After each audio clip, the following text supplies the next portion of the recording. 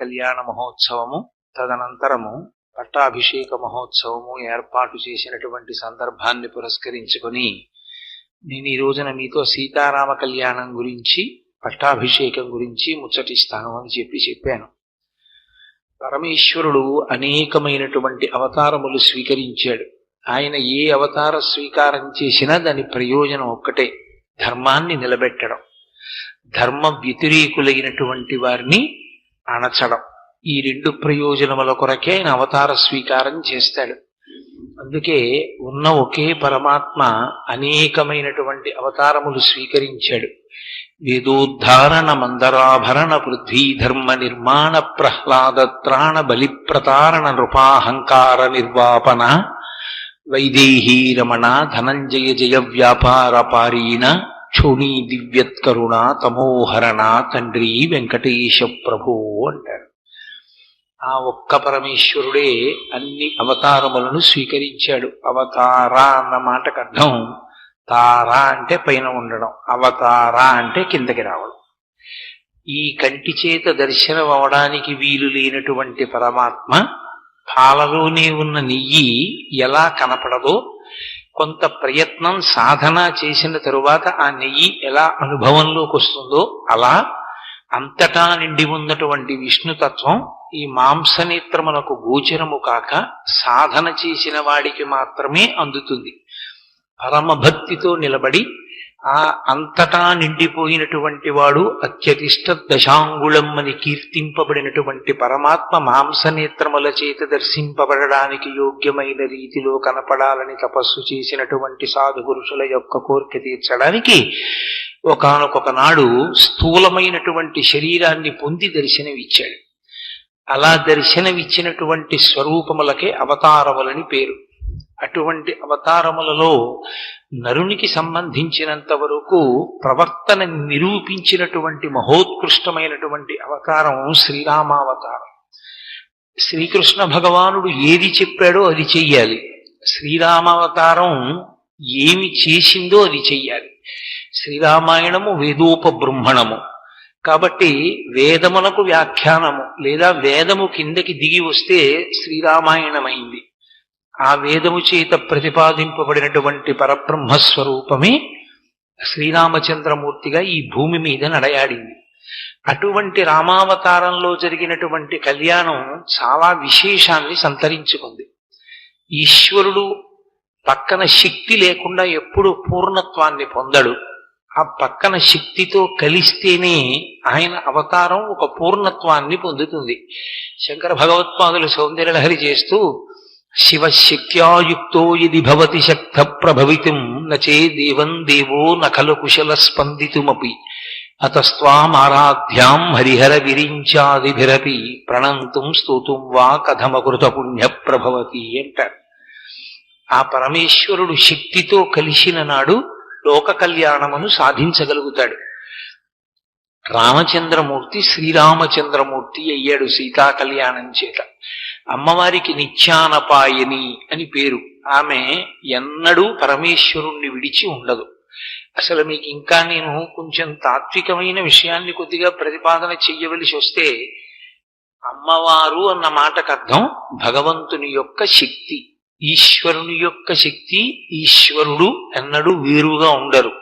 నా ఉపన్యాస శక్తి నేను ఎలా వేరుగా ఉండమో, నేను వస్తేనే నాతో నా ఉపన్యాస శక్తి ఎలా వస్తుందో, పాలు పాల తెలుపు లేదా పాలు పాలలోని కమ్మనితనము ఎలా వేరుగా ఉండవో, పరమేశ్వరుడు పరమేశ్వరుని యొక్క శక్తి వేరుగా ఉండవు. అందుకే ఈశ్వరుడు ఈశ్వరుని యొక్క శక్తి కలిసినటువంటిది లోక కళ్యాణమునకు హేతు అవుతుంది. అందుకే పోతన గారు రుక్మిణీ కళ్యాణాన్ని పూర్తి చేస్తూ అనఘ ఆదిలక్ష్మి అయిన రుక్మిణితోడ క్రీడ సల్పుచున్న కృష్ణు చూచి పట్టణంబులోని ప్రజలుల్లసిల్లిరి ప్రీతులగుచు ముక్త భీతులగుచు అంటారు. ఆ రుక్మిణీదేవితో కలిసినటువంటి కృష్ణ పరమాత్మ సింహాసనమునందు కూర్చుని ఉంటే అక్కడ ఉన్నటువంటి ప్రజలందరూ కూడా భయము నుండి విడిపడ్డారు. వాళ్ళు భయమును పోగొట్టుకున్న వారై మనం రక్షింపబడతామనేటటువంటి పరిపూర్ణమైనటువంటి ధృతిని పొందగలిగారు. కాబట్టి అమ్మవారు ఎన్నడూ ఆయన్ని విడిచిపెట్టి ఉండదు. కాబట్టి ఎప్పుడెప్పుడు ఆయన ఏ అవతారం తీసుకున్నా ఆయా అవతారములలో ఆ పేరుకి తగినట్లుగా మళ్ళీ ఆమె కూడా క్రిందకి దిగి వస్తూ ఉంటుంది.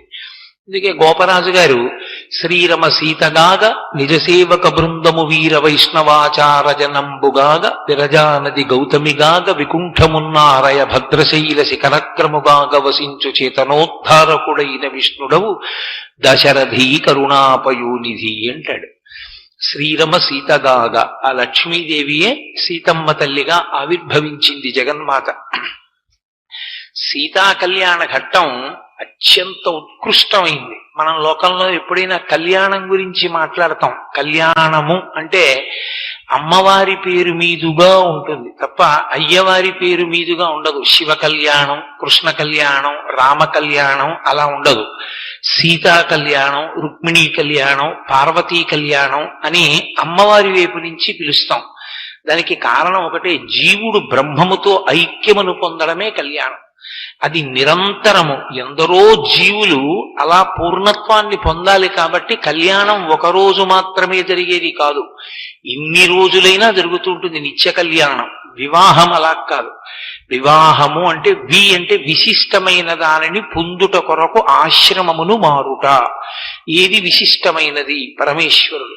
ఆ భగవంతుని యొక్క స్వరూపాన్ని తెలుసుకుని భక్తితో కూడినటువంటి కర్మాచరణము చేత ప్రీతి పొందినటువంటి పరమాత్మ జ్ఞానమిస్తే ఆ జ్ఞానము చేత అద్వైతానుభూతిని పొందుట కొరకు ఆశ్రమమును మారి బ్రహ్మచర్యాశ్రమమును విడిచిపెట్టి గృహస్థాశ్రమములోకి ప్రవేశించేటటువంటి ప్రయత్నమునకు వివాహమని పేరు. కాబట్టి వివాహము పురుషుడు ధరించేటటువంటి ప్రయత్నం. కాబట్టి అది ఒక్కసారే ఉంటుంది. ధర్మపత్నిని తీసుకుని యజ్ఞాధికారాన్ని పొందుతాడు. ఒకసారి సంతానం కలిగిన తరువాత ఇంకా ఆ ఆశ్రమం పరిపూర్ణత పొందినట్టే. కానీ భార్యతో కలిసి ఉండడం ఎందుకు అంటే యజ్ఞయాగాది క్రతువులను చేసి ఈశ్వరుని యొక్క అనుగ్రహాన్ని పరిపూర్ణంగా పొందడానికి, ఎడంభుజం మీద ఉత్తరీయం వేసుకునేటటువంటి అధికారాన్ని నిలబెట్టుకోవడానికి ధర్మపత్ని సహితుడై గృహస్థాశ్రమమునందు ఉంటాడు. కళ్యాణము అన్న మాట వేరు. కళ్యాణము జీవ బ్రహ్మైక్య సిద్ధి, సీతారామ కళ్యాణము. సీతా కళ్యాణ ఘట్టమునందు ఒక విశేషం. అసలు విశ్వామిత్ర మహర్షి వచ్చింది సీతా కళ్యాణం కోసమే. దానికి కావలసినటువంటి అధ్యవసాయాన్నంతటినీ రామచంద్రమూర్తికి ఒక గురువుగా కట్టబెట్టాడు. నరుడిగా ఉన్నాడు కనుక రాముడు. ఆయనకి కావలసినటువంటి సంస్కారమునంతటినీ ఏర్పాటు చేసి ఇప్పుడు జనక మహారాజు గారి యొక్క మిథిలా నగరంలోకి ప్రవేశించాడు. అక్కడ యజ్ఞం చేస్తున్నాడు జనకుడు. జనకుడు యజ్ఞం చేస్తున్నాడు కాబట్టి అక్కడికి వెళ్ళాడు. వెళ్ళిన తరువాత రామచంద్రమూర్తిని జనకుడు ఒక ప్రశ్న వేశాడు. రామా, ఇక్కడ మనం ఎక్కడుందాం అని అడిగాడు. అయితే రాముడు అన్నాడు, గురువుగారు ఇక్కడ నీళ్లు బాగా సమృద్ధిగా లభిస్తాయి, అందుకని ఇక్కడ ఉందాం అన్నాడు. ఒక గురువు ఒక శిష్యుడు పరిణతి అన్న మాటకు అర్థం అది. ఒక గురువు ఎక్కడ ఉండాలి అంటే భోగం ఎక్కడున్నదో అక్కడ కాదు, జల సమృద్ధి ఉండాలి. ఆయన 4 మాటలు స్నానం చేయడానికి, సంధ్యావందనం చేసుకోవడానికి నీళ్లు అత్యంత అవసరం కనుక ఎక్కడ నీటి ప్రవాహం ఉన్నదో అక్కడ ఉందామన్నాడు రాముడు. చాలా సంతోషించాడు విశ్వామిత్రుడు. ఇద్దరూ కలిసి మరునాటి ఉదయం జనక మహారాజు గారి యొక్క అంతఃపురానికి వెళ్ళాలి. జనకుడు వచ్చి స్వాగతం పలికాడు. బయలుదేరారు, అంతఃపురానికి వెళ్ళారు. అంతఃపురానికి వెళ్ళిన తర్వాత విశ్వామిత్రుని యొక్క హృదయము వేరు. సీతారామ కళ్యాణం జరిపించాలి. రాముడు శ్రీరాముడు కావాలి అంటే సీతాసహితుడు కావాలి. సీతాసహితుడైతే తప్ప రామాయణం ముందుకు వెళ్ళదు. సీతాసహితుడైతే తప్ప రామకార్యము సాధింపబడదు. అసలు శ్రీరామాయణంలో పెద్ద విచిత్రం ఏమిటంటే రామాయణం ఎప్పుడెప్పుడు ఎక్కడెక్కడ ఆగిపోతుందో అక్కడక్కడ రామాయణాన్ని ముందుకు తీసుకెళ్లేటటువంటిది ఆడవాళ్లే తీసుకెడుతుంటారు. ఆ స్త్రీ ప్రవేశం లేకపోతే రామాయణం ఆగిపోతుంది.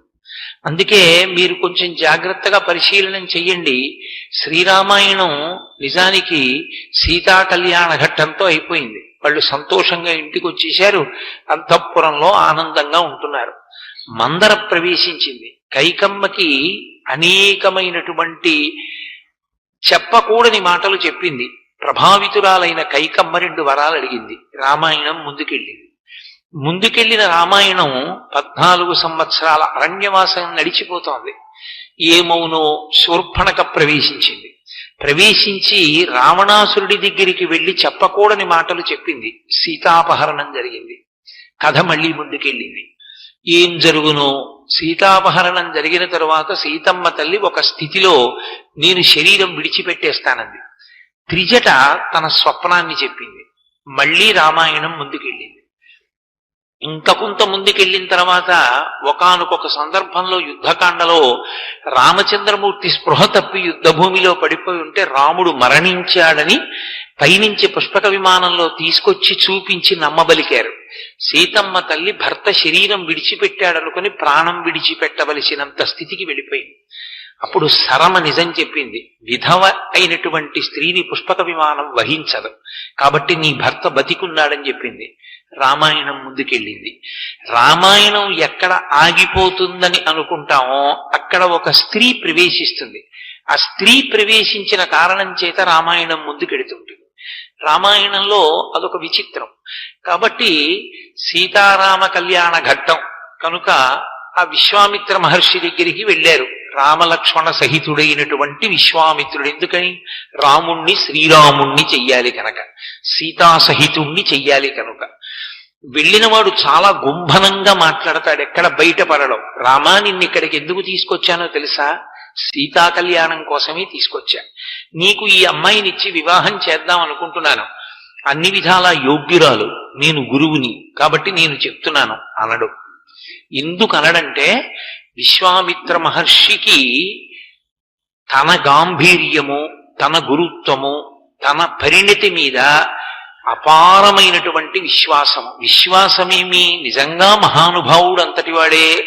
కాబట్టి ఆయన లేకి మాటలు మాట్లాడడు. ఆయనకి తెలుసు రామచంద్రమూర్తి ఎటువంటి వాడు. తన శిష్యుడి గురించి తనకే తెలియని వాడు గురువు ఎలా అవుతాడు?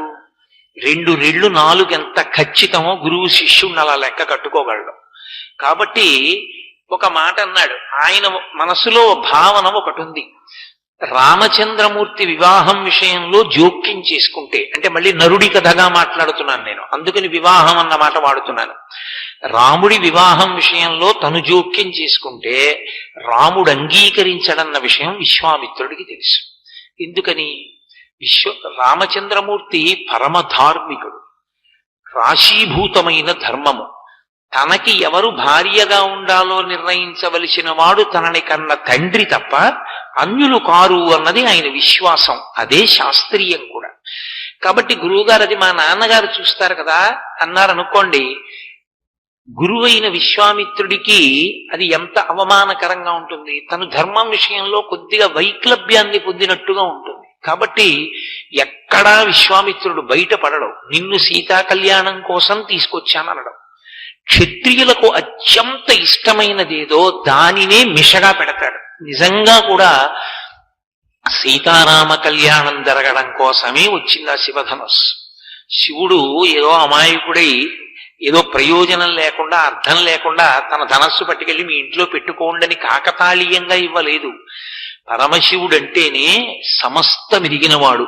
ఈశాన సర్వ విద్యానాం ఈశ్వర సర్వభూతానాం బ్రహ్మాధిపతి బ్రహ్మణోధిపతి బ్రహ్మా శివో మే అస్తు సదాశివోం.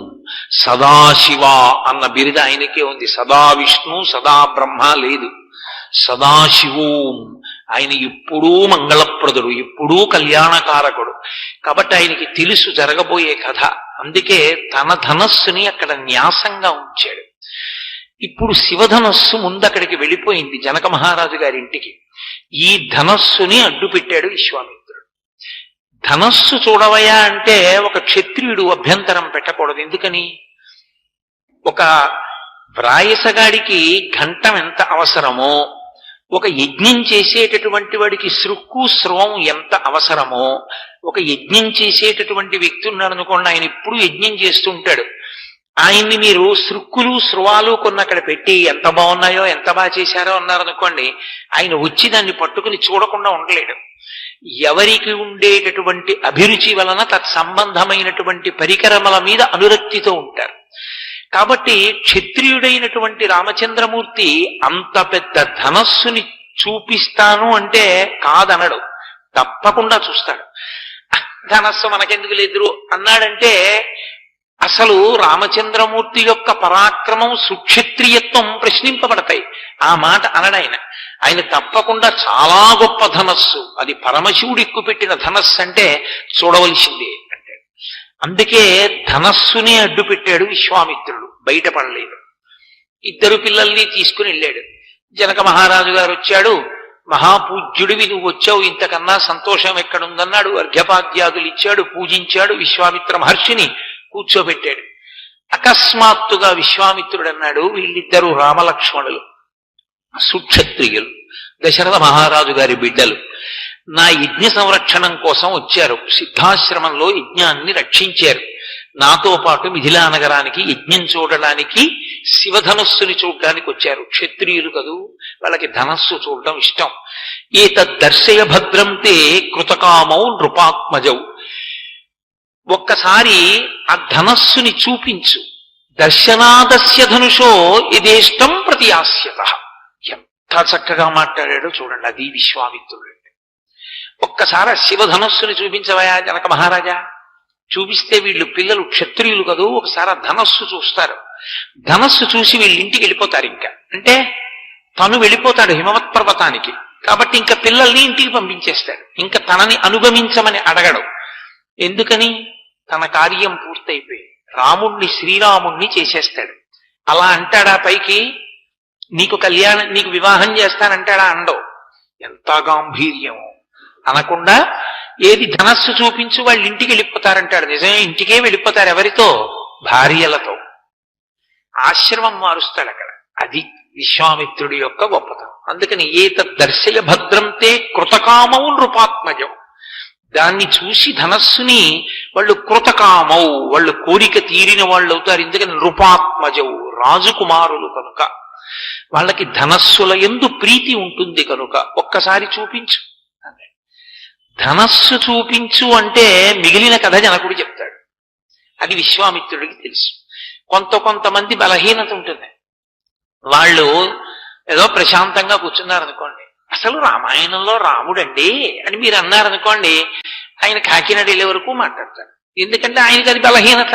ఆయనకి రామాయణం అన్నారనుకోండి, ఆయన మాట్లాడకుండా ఉండలేడు. అలా జనకుణ్ణి శివధనస్సు అన్నారనుకోండి, శివధనస్సు వెనక బోలెడంత కథ చెప్తాడు విశ్వామిత్రుడు. అందుకని ఏది ఆ ధనస్సు చూపించన్నాడు. వెంటనే విశ్వామిత్రుడు లేచి, ఆ జనక మహారాజు గారు లేచి అన్నాడు, అయ్యో తప్పకుండా చూపిస్తాను, కానీ ఆ ధనస్సు వెనక ఒక కథ ఉంది, అది చెప్పాలి. అదే కదా విశ్వామిత్రుడు కావాలి. తను బయటపడకూడదు. జనకుడి నోటి వెంట రావాలి ఆ మాటలు. వినడానికి అభ్యంతరం ఏముంటుంది? ధనస్సు చూపిస్తారు, ధనస్సుకో కథ ఉందని చెప్తాడు. వింటున్నాడు రామచంద్రమూర్తి, లక్ష్మణస్వామి వింటున్నారు. జనకుడు మొదలుపెట్టాడు, ఈ శివధనస్సు గురించి చెప్తాను, దీని గురించి చెప్పే ముందు నా కూతురు గురించి చెప్పాలన్నాడు. ఇదే కదూ కావలసిన విషయం.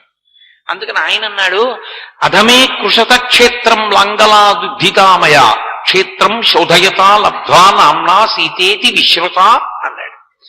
నేను ఒకానొకప్పుడు యజ్ఞం చేద్దామని నాగలి పట్టుకుని భూమిని దున్నుతున్నాను. భూమిని దున్నుతున్న సమయంలో భూమిలో నుండి ఉద్ధిత అన్నాడు, పైకి లేచింది ఇలా ఒక ఆడపిల్ల. ఆమె ఏదో చిన్న పిల్ల, చంటి పిల్ల, మందసంలో దొరికింది, పద్మావతీదేవి దొరికినట్టుగా పద్మముల మధ్యలో ఒక పెట్టెలో దొరికిందని రామాయణంలో లేదు. ఆమె ఉద్ధిత, పైకి లేచింది భూమిలోంచి. నాగటి చాలు తగిలి పైకి లేచి ఆమె నిలబడింది. జనక మహారాజు గారు ఎత్తుకున్నాడు ఆ పిల్లని. పూర్వం అష్టవర్షేత్ భవేత్ కన్యా కదా, ఆ పిల్లని ఎత్తుకున్నాడు. ఎత్తుకుని నిలబడ్డాడు. ఈ రహస్యం ఎక్కడ చెప్పింది సీతమ్మ? ఇక్కడ చెప్పలేదు బాలకాండలో. సీతా కళ్యాణ ఘట్టంలో దీన్ని చెప్పలేదు మహర్షి. అయోధ్యకాండంలో అత్రి అనసూయల యొక్క ఆశ్రమాన్ని దర్శనం చేసినప్పుడు అనసూయమ్మ నీ కళ్యాణ ఘట్టం గురించి చెప్పుకుంటూ ఉంటారు ప్రజలు, నేను రాలేదు ఆ కళ్యాణానికి, ఏది ఆ కళ్యాణం గురించి చెప్పు అని అడిగినప్పుడు ఈ రహస్యాన్ని చెప్పింది. అవునమ్మా, నేను భూమిలో నుండి పుట్టాను, పుట్టడం కాదు పైకి లేచాను. భూమిలో నుండి పైకి లేచి నిలబడినప్పుడు మా తండ్రి నన్ను ఎత్తుకున్నాడు. ఎత్తుకున్న జనక మహారాజు గారికి అనుమానం వచ్చింది, ఈ పిల్ల భూమి నుండి లేచింది, నేను భూమిని దున్నుతుంటే ఇప్పుడు ఈ పిల్లని నేను ఎత్తుకున్నాను, ఈ పిల్ల నాకేమవుతుంది అని అనుమానం వచ్చింది. దొరికిన పిల్ల కూతురా ఏమవుతుంది ఈ పిల్ల? ఈమె మనుష్యకాంత కాదు. మనుష్యకాంత అయితే ఒక లక్షణం ఉంటుంది. చాలా ప్రహృష్టమైన మనసు పొందినటువంటి పురుషుని యొక్క తేజస్సు తన భార్య యందు ప్రవేశపెట్టబడితే శుక్రశోణితములు కలిసి పిండమేర్పడి ఆనాటి కాలాన్ని బట్టి 12 నెలల తరువాత స్త్రీ యొక్క యోని నుండి బయటికి వస్తే అప్పుడు నరజన్మ. కానీ ఆమె అలా రాలేదు. స్త్రీ పురుష సంపర్క సంబంధం లేదు, భూమి నుండి పైకి లేచింది. కాబట్టి ఆమె నరకాంత కాదు, తెలిసిపోతాం. నరకాంత కానిది నరకాంతలా ఉంది. పైకి ఆడపిల్ల మనుష్యకాంతలా ఉంది, కానీ ఆమె మనుష్యకాంత కాదు. ఎందుకని? మనుష్యకాంత అంటే ఎలా పుట్టవలసిన అవసరం ఉందో అలా ఆమె పుట్టలేదు కనుక. ఇది జనకుడి అనుమానం. అయినప్పుడు ఈమె నరకాంత కానప్పుడు నేను నరుణ్ణి, నాకు ఈమె ఏమవుతుంది? ఎత్తుకుని నిలబడ్డాడు. అనుమానంతో పైకి చూశాడు. అంతరిక్షంలోంచి వాక్కు వినపడింది. సీతమ్మే చెప్పింది ఆ విషయం అయోధ్యకాండలో. అంతరిక్షేచమాగుప్త ప్రతిమా మనుషీకిల ఏమమేతన్నరపతే ధర్మేణ తనయాతవా అంది అంతరిక్షం. ఏమయ్యా, అంతరిక్షేచమాగుప్త ప్రతిమా మనుషీకిల, ఆ పైనుంచి మాట్లాడుతూ ఆమె మనుష్యకాంత కాకపోవచ్చు, మనుష్యకాంత ఎలా పుట్టాలో అలా పుట్టినది కాదు, కానీ ఆమె మనుష్యకాంతగా ఉందామని వచ్చింది. రాముడికి సీతమ్మకి శ్రీరామాయణంలో ఉన్న భేదం అది. రాముడు ఎప్పుడూ నేను నరుణ్ణే నేను నరుణ్ణే నేను నరుణ్ణే అన్నాడు. సీతమ్మ పుట్టుకతోటే నరకాంత కాదు, నరకాంత అన్న వేషం కప్పుకుంది. అందుకే చాలా చోట్ల బయటపడిపోతుంది, నేను నరకాంతను కాను. ఆమె మాయాస్వరూపిణి. మాయ పరమేశ్వరుని యొక్క అధీనమై ఉంటుంది. ఆ మాయని స్త్రీవాచకంతో సంబోధిస్తారు. అందుకే శంకర భగవత్పాదులు సౌందర్యలహరి చేస్తూ మహామాయా విశ్వం భ్రమయసి పరబ్రహ్మ మహిషి అంటారు. పరబ్రహ్మ మహిషి అంటే పరమేశ్వరుని యొక్క పత్ని. ఆమెయే మాయాస్వరూపిణి అయి బ్రహ్మాండములను తిప్పుతూ ఉంటుంది. అందుకే మహర్షి ఆ కావ్యానికి పేరు సీతాయాశ్చరితం మహత్ పౌలస్త్య వధ అని పెట్టారు. నరకాంతగా ఉండాలనుకుంది కాబట్టి పతికి వశురాలయ్యింది ఆవిడ, కానీ ఆమె నరకాంత కాదు. ఆ కారణం చేత అంతరిక్షంలోంచి మాట వినపడిందమ్మా అంది. ఒక్క మాట చెప్తే పట్టుకోగలదు అనసూయమ్మ. ఆవిడ శక్తి అటువంటిది. అందుకని ఒక్క అనసూయమ్మకే చెప్పింది రహస్యం. ఎక్కడా రామాయణంలో ఇక మాట్లాడలా. ఒక్క చోట మాత్రం బయటపడింది. ఏదో 12 వర్షాహం రఘవస్య నివేశనే భుంచ్వాన్ మానుషాన్ భోగాన్ అందోసారి. 12 ఏళ్లు నేను రామచంద్రమూర్తి మందిరంలో మనుష్యులు అనుభవించే భోగాలు అనుభవించానండి. మనుష్యులు అనుభవించే భోగాలు అనుభవించానడం ఏమిటి? నేను ఏమంటే విశాఖపట్నంలో సుబ్బారావు గారింట్లో మనుష్యులు అనుభవించే భోగాలన్నీ అనుభవించాను అన్నాను అనుకోండి. ఇప్పుడు మనుష్యులు అనుభవించే భోగాలు, నువ్వు మనిషివి కావేమిటి అనరు నన్ను. సీతమ్మ అలా అన్నం ఏమిటి? ఆమె మనుష్యకాంత కాదు కనుక. అందుకుని ఆవిడ అలా అంది ఒక చోట సుందరకాండలో. కాబట్టి ఆ తల్లి ఒక నరకాంతగా నటిస్తోంది.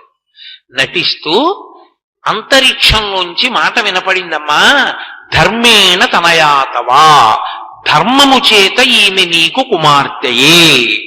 నీకు కుమార్తెగా లభించాలన్న కోరికతోటే ఆమె నీకు కూతురుగా వచ్చింది. ఎందుకు వచ్చింది? శివధనస్సు ఉంది అక్కడ. సీతా కళ్యాణం అంతా ధనస్సుతోటే ముడి. అందుకని అక్కడికి వచ్చింది ఆవిడ. అందుకని ధర్మేణ తనయాతవా, నీకు కూతురే అంది. అయితే నాకు కూతురే అన్నాడు. పేరు ఆయన పెట్టలేదు, ఆమె పెట్టుకుంది. పైకి వస్తున్నప్పుడే భూమిలోంచి సీత అని పేరు పెట్టుకుని వచ్చింది. అందుకని సీత అన్న నామకరణము జనక మహారాజు గారు చేశారని రామాయణంలో లేదు. నామ్నా సీతేతి విశ్రుత అన్నాడు ఆయన. బయటికి వచ్చిన పిల్ల సీత అని పేరు పెట్టుకుని పిలవబడింది. జనకుణ్ణి అనుగ్రహించింది కనుక జానకి. అమ్మవారి తత్వంలో ఒక పెద్ద విశేషం ఉంటుంది. భక్తితో కొలిచిన వారికి ఎంతమందికైనా ఆమె కుమార్తెగా వస్తుంది. ఒకనాడు కాత్యాయన మహర్షి కోరుకున్నాడు, కాత్యాయని అన్న పేరుతో వచ్చింది. ఒకప్పుడు భృగు మహర్షి కోరుకున్నాడు, భార్గవి అన్న పేరుతో వచ్చింది. ఒకనాడు హిమవంతుడు కోరుకున్నాడు, హైమవతి అన్న పేరుతో వచ్చింది. ఒకనాడు దక్షుడు కోరుకున్నాడు, దాక్షాయణి అన్న పేరుతో వచ్చింది. ఒకనాడు జనకుని భక్తికి మెచ్చింది, జానకి అన్న పేరుతో వచ్చింది. ఒకరోజు ఆకాశరాజును అనుగ్రహించింది, పద్మావతి అన్న పేరుతో వచ్చింది. ఎన్ని పేర్లతోనైనా వస్తుంది, ఆమె భార్య మాత్రం పరమేశ్వరుడికి ఒక్కడికి. అసలు ఆ స్థానాన్ని ఎవరైనా మనసులో ఊహ చేసిన పురుషుడిగా, శంకరులు సౌందర్యలహరిలో అంటారు, శివే శృంగారార్ధ్ర తదితర జనే కుత్సనపరా. ఆమె కళ్ళెర్రబడి చూస్తుంది, ఏమిరా నువ్వు పురుషుడివా అని. అమ్మా నేను నీ కొడుకునమ్మా అని నిలబడాలి. అందుకే ఆమె ఒక్క పరమేశ్వరునికి ఇల్లాలు. ఆమె శివకామ సుందరి, మనకి అఖిలాండీశ్వరి, అందరికీ తల్లి. ఆమె సమస్త జగత్తుకు జనని. అక్కడొచ్చింది రావణుడి యొక్క దోషం, అందుకొచ్చింది ఆవిడ. ఆ పాపం మూట కట్టించి చంపడానికి వచ్చింది. అందుకే మహర్షి సీతాయాశ్చరితం మహత్ అన్నారు. కాబట్టి నేను బాలకాండలో ఇది లేదు, అయోధ్యకాండలోంచి కలుపుకొచ్చాను. కాబట్టి ఒకనాడు అంతరిక్షం ధర్మము చేత ఆమె నీ కుమార్తెయే అన్న కారణం చేత నేను ఆమెని నా ఇంటికి తీసుకొచ్చాను. ఆ పిల్ల పెరిగి పెద్దదవుతోంది. నేను ఆమెని వీర్యశుల్కగా ప్రకటించాను అన్నాడు. ఎందుకు అలా ప్రకటించడం? వీర్యశుల్క అంటే పరాక్రమవంతునికి ఇస్తానన్నాం. పరాక్రమం ఉన్నవాడని గుర్తేమిటి? ఎవరు శివధనస్సు ఎక్కువ పెడితే వాళ్ళకి ఇస్తానన్నాడు. ఎందుకు ఆ మాట అనడం జనకుడు? యోగ్యుడైన వాడెవరో నిర్ణయించి కన్యాదానం చేయలేడా? జనకుడు అమాయకుడా? కాదు. ఆయనకు ఒక విషయం తెలుసు, ఈ పిల్ల నరకాంత కాదు. ఈమె నరకాంతగా వచ్చింది. ఈమె మాయాస్వరూపం. ఈమెని వహించగలిగినవాడు, భరించగలిగినవాడు, ధరించగలిగినవాడు ఈశ్వరుడు ఒక్కడే. ఆ ఈశ్వరుడు ఎక్కడో నరుడి రూపంలో పుట్టాడు. నరుడిగా ఉన్నవాడు కాబట్టి బయటపడడం. నేను నరుణ్ణంటాడు కాబట్టి దొరకడం. దొరకాలంటే ఒక్కటే ఆధారం, నరుడిగా ఈశ్వరుడు వచ్చాడు అంటే అధర్మాన్ని తొక్కి ధర్మాన్ని నిలబెట్టడానికి వస్తాడు. కాబట్టి ధనస్సు పట్టుకుంటాడు. ధనస్సు పట్టుకుంటాడు కాబట్టి క్షత్రియుడుగా వచ్చి ఉంటాడు. శివధనస్సు ఎక్కువ పెట్టిన వాడికి ఇస్తానంటాను. శివధనస్సు ఒక్క ఎవడు పరమేశ్వరుడు అవతారముగా వచ్చాడో వాడే ఎత్తగలడు, మిగిలిన వాళ్ళు ఎత్తలేరు. ఇది జనకుడి లెక్క. అందుకు ఆమెని వీర్యశుల్కని చేశాడు. చెప్పుకున్నాడు తనే తర్వాత, వీర్యశుల్కాం మమసుతాం సీతాం అని ఒక చోట చెప్పుకున్నాడు. నేనే ఈమె నాకు ధర్మము చేత కుమార్తె అయిన దానిని వీర్యశుల్కని చేశాను అన్నాడు. వీర్యశుల్క అంటే పరాక్రమము చేత మాత్రమే పొందబడుతుంది అని ప్రకటించాడు. ప్రకటించి ఈ శివధనస్సు గురించే చెప్పానయ్యా విశ్వామిత్ర. ఈ శివధనస్సు మా ఇంట న్యాసముగా ఉన్నది. న్యాసం అంటే విక్షేపింపబడి ఉన్నది. ఎవరి చేత? శివుని చేత. మా వంశంలో ఒకరికి ఇచ్చాడు ఆయన, ఇచ్చి పెట్టుకోమన్నాడు ఇంట్లో. ఎందుకు? ఆయన సర్వమెరిగినవాడు. ఆయనకి తెలుసు ఎదర ఇంత జటిలమైన ఘట్టం వస్తుంది. అప్పుడు ఈ శివధనస్సే జవాబు చెప్పాలి. అందుకుని ధనస్సు ఇక్కడుంది. కాబట్టి ఓ విశ్వామిత్ర మహర్షి, ఆయన అలా అనడు. విశ్వామిత్ర మహర్షి అనడు, హే బ్రహ్మన్, హే భగవన్ అంటూ ఉంటాడు. గురువు గారిని పిలిచేటప్పుడు అది అంత గౌరవం. హే బ్రహ్మన్ అంటాడు. బ్రహ్మమిరిగినవాడా, బ్రహ్మవిత్ బ్రహ్మైవ భవతి, బ్రహ్మమిరిగి బ్రహ్మమైనవాడా, హే భగవన్. నీకు భగవంతుడికి అభేదం, గురువు పరబ్రహ్మస్వరూపం, అందుకని హే భగవన్ అని పిలుస్తూ ఉంటాడు. కాబట్టి ఆయన అన్నాడు, ఈ కథ శివధనస్సుతో ముడిపడింది కాబట్టి ఇప్పుడు శివధనస్సు చూపించు అని అడుగుతున్నావు. ఈ పిల్లలకి చూపిస్తాను. చూపించే ముందు నేను ఈ మాట చెప్పాలిగా, అందుకుని చెప్తున్నాను. అయితే ఇంకా కొంత కథ ఉంది బ్రహ్మన్, అది కూడా మీరు వినాలి. నేను ఆమెని వీర్యశుల్కాన్ని ప్రకటించిన తరువాత ఆమె అందచందములను గురించి రాజులందరూ తెలుసుకున్నారు. మొదట రాజులందరూ ఒక్కొక్కడొక్కొక్కడు వచ్చాడు సీతమ్మని చేపట్టాలన్న కోరికతో. సాధ్యం కాదని జనకుడికి తెలుసు. తెలిసిన ఎవరు పట్టుకోగలడో చూడాలి కదూ, అందుకని రాజులందరినీ అనుమతించాడు. ఒక్కొక్కడొచ్చాడు, శివధనస్సుని చూశాడు, ఎత్తలేకపోయాడు, వెళ్ళిపోయాడు. ఈ వెళ్ళిపోయిన వాళ్ళు కొన్ని వేల మంది అయిపోయారు.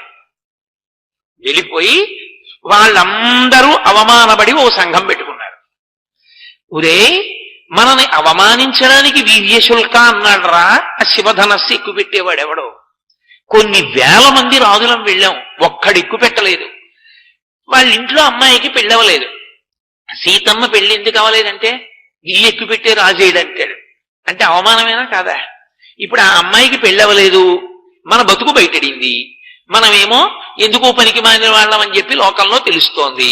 వాళ్ళకి కోపం వచ్చి ఎలా అయినా జనక మహారాజు గారిని నిగ్రహించి ఆ పిల్లని ఎవరు చేపట్టాలి తర్వాత నిర్ణయిద్దాం, ముందు జనకుణ్ణి యుద్ధంలో ఓడించి బందీకృతుణ్ణి చేయడమో సంహరించడమో చెయ్యాలి, కాబట్టి రండి అన్నారు. అలా ఉంటుంది విచిత్రం లోకంలో. కాబట్టి ఏదో అప్పటి వరకు ఎలా ఉన్నా ఎన్నికలు వచ్చేటప్పటికి సీట్ల సర్దుబాటులా ఉంటుందన్నమాట. కాబట్టి వాళ్ళందరూ కలిసి ఒక సంఘం పెట్టుకున్నారు. అందరూ కలిసి జనక మహారాజు గారి మీదకి యుద్ధానికి వచ్చారు. అందరూ కలిసి జనక మహారాజు గారి మీదకి యుద్ధానికి వస్తే జనకుడు అంతఃపురంలో కూర్చుని యుద్ధం చేస్తున్నాడు.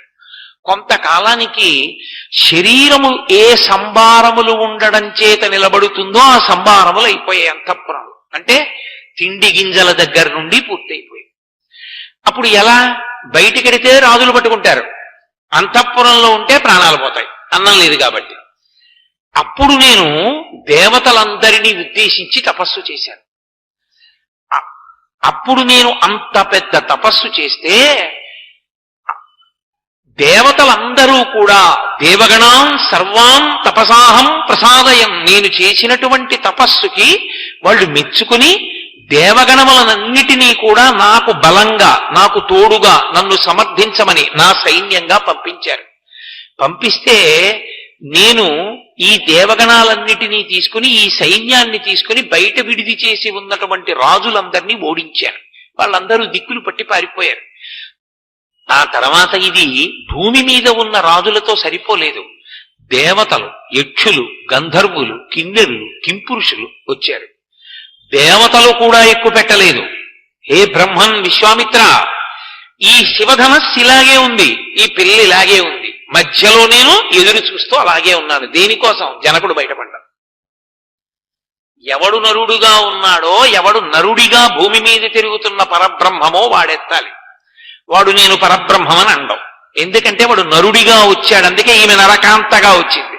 లేకపోతే ఆమె నరకాంతగా ఎందుకు రావాలి? కాబట్టి నరుడిగా ఉన్నాడు కనుక నేను నరుణ్ణి అంటాడు, కానీ నేను పరబ్రహ్మాన్ని అండవు. కానీ ఎవరు పరమేశ్వర ధనస్సు ఎక్కువ పెడతాడో వాడే పరమేశ్వరుడు. శివుడు కేశవుడు మళ్ళీ లేనిపోని అల్లరి తీసుకురాకండి, ఉన్నదొక్కటే పరబ్రహ్మం అంతే. కాబట్టి ఆ ధనస్సు ఎక్కువ పెట్టేవాడి కోసం ఎదురు చూస్తున్నాను. మంచిదే, ధనస్సు చూపించమని అడుగుతున్నారు మీరు, పిలిపిస్తాను, వచ్చేస్తుంది. ఎంతసేపు సైనికులు పట్టుకొచ్చేస్తారు ధనస్సుని. ఈ పిల్లాడు ఒకవేళ యజ్ఞస్య ధనుజో రామ కుర్యాదారోపణం మునేహే సుతాం అయోనిజాం సీతాం దద్యాం దశరథేరహం, ఎంత గొప్పగా చెప్పాడో చూడండి. ఒకవేళ నేను ఆ ధనస్సు తీసుకొచ్చిన తర్వాత పెట్టి మూత తీయండి చూస్తానంటాడుగా, పెట్టి మూత తీస్తాను. క్షత్రియుడు కదూ, సంతోషంగా ఉంటుంది. ఇలా చూసి వెళ్ళిపోతాడేంటి? ఓసారి ముట్టుకోనా అంటాడు, ముట్టుకున్నాక పట్టుకోనా అంటాడు, పట్టుకున్నాక ఎత్తనా అంటాడు, ఎత్తాక వింటినా అది విప్పి కట్టనా అంటాడు, కట్టాక సంధించనా అంటాడు. అంత ఓటి చేస్తే ఎంత ఎత్తి పొడిచాడు. యజ్ఞస్య ధనుషో రామ కుర్యాత్ ఆరోపణం మునేహే సుతాం అయోనిజాం సీతాం. అది ఆయన సంతోషం. నా కూతురు అయోనిజాం, నా కూతురని నా భార్యకి నాకు పుట్టింది అనుకుంటున్నావేమో. అయోనిజాం, అయోనిజ. సీతాం, తన పేరు తాను పెట్టుకున్న పిల్ల. సీతాం దద్యాం దశరథేరహం, నేనిస్తా ఆ పిల్ల. అదేమిటయా మన అంత స్వతంత్రాల్ని నువ్వివ్వడం ఏమిటి అంటే, నన్ను తండ్రిగా వరించింది కాబట్టి కన్యాదానం నేనే చేస్తాను. నా జన్మ సౌభాగ్యం కదూ, శ్రీ మహాలక్ష్మి నా ఇంట పుట్టింది.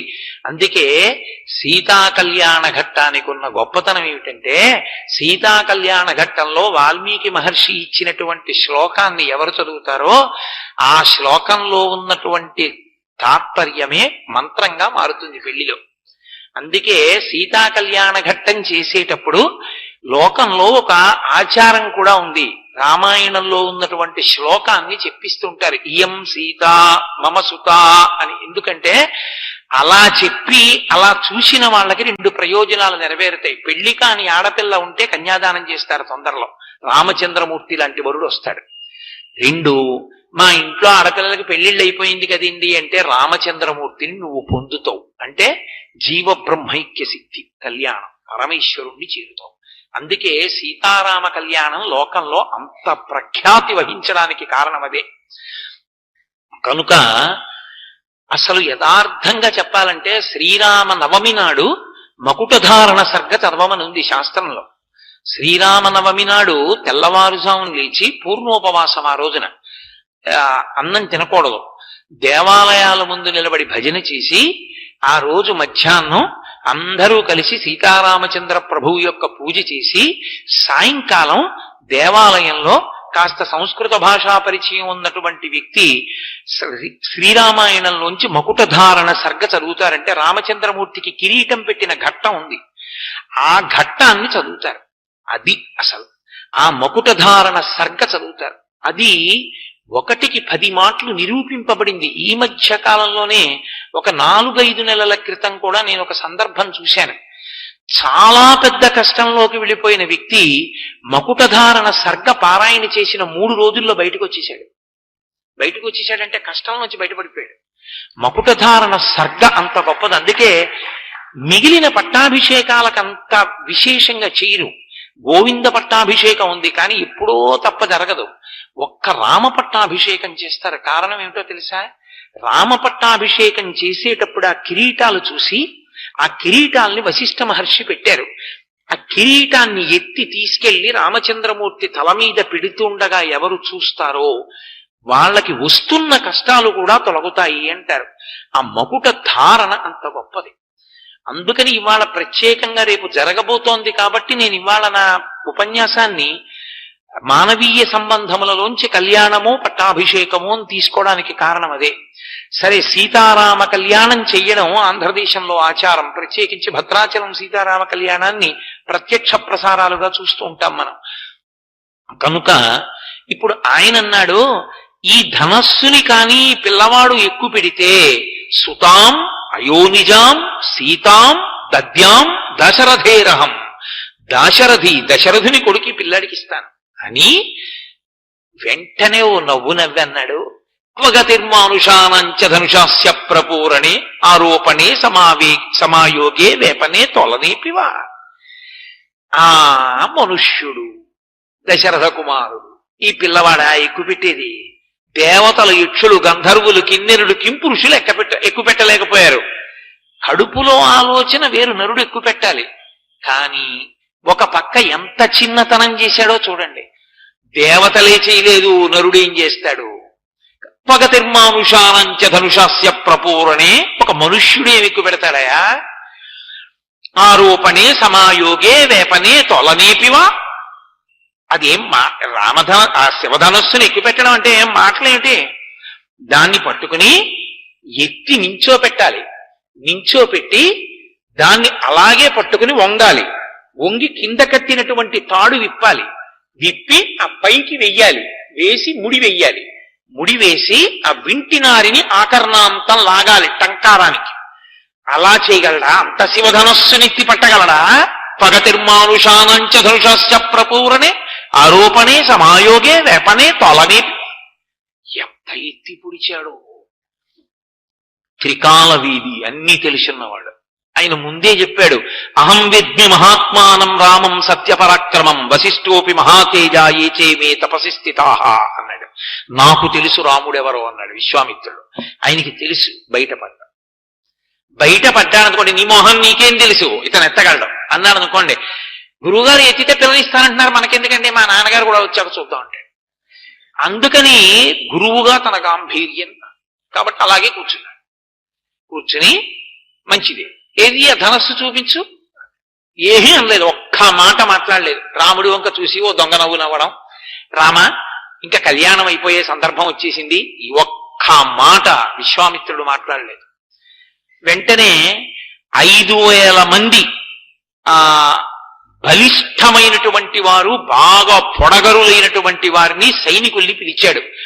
5,000 మంది సైనికులు మంజూషని తోసుకొచ్చారు. మంజూష అంటే పెట్టె.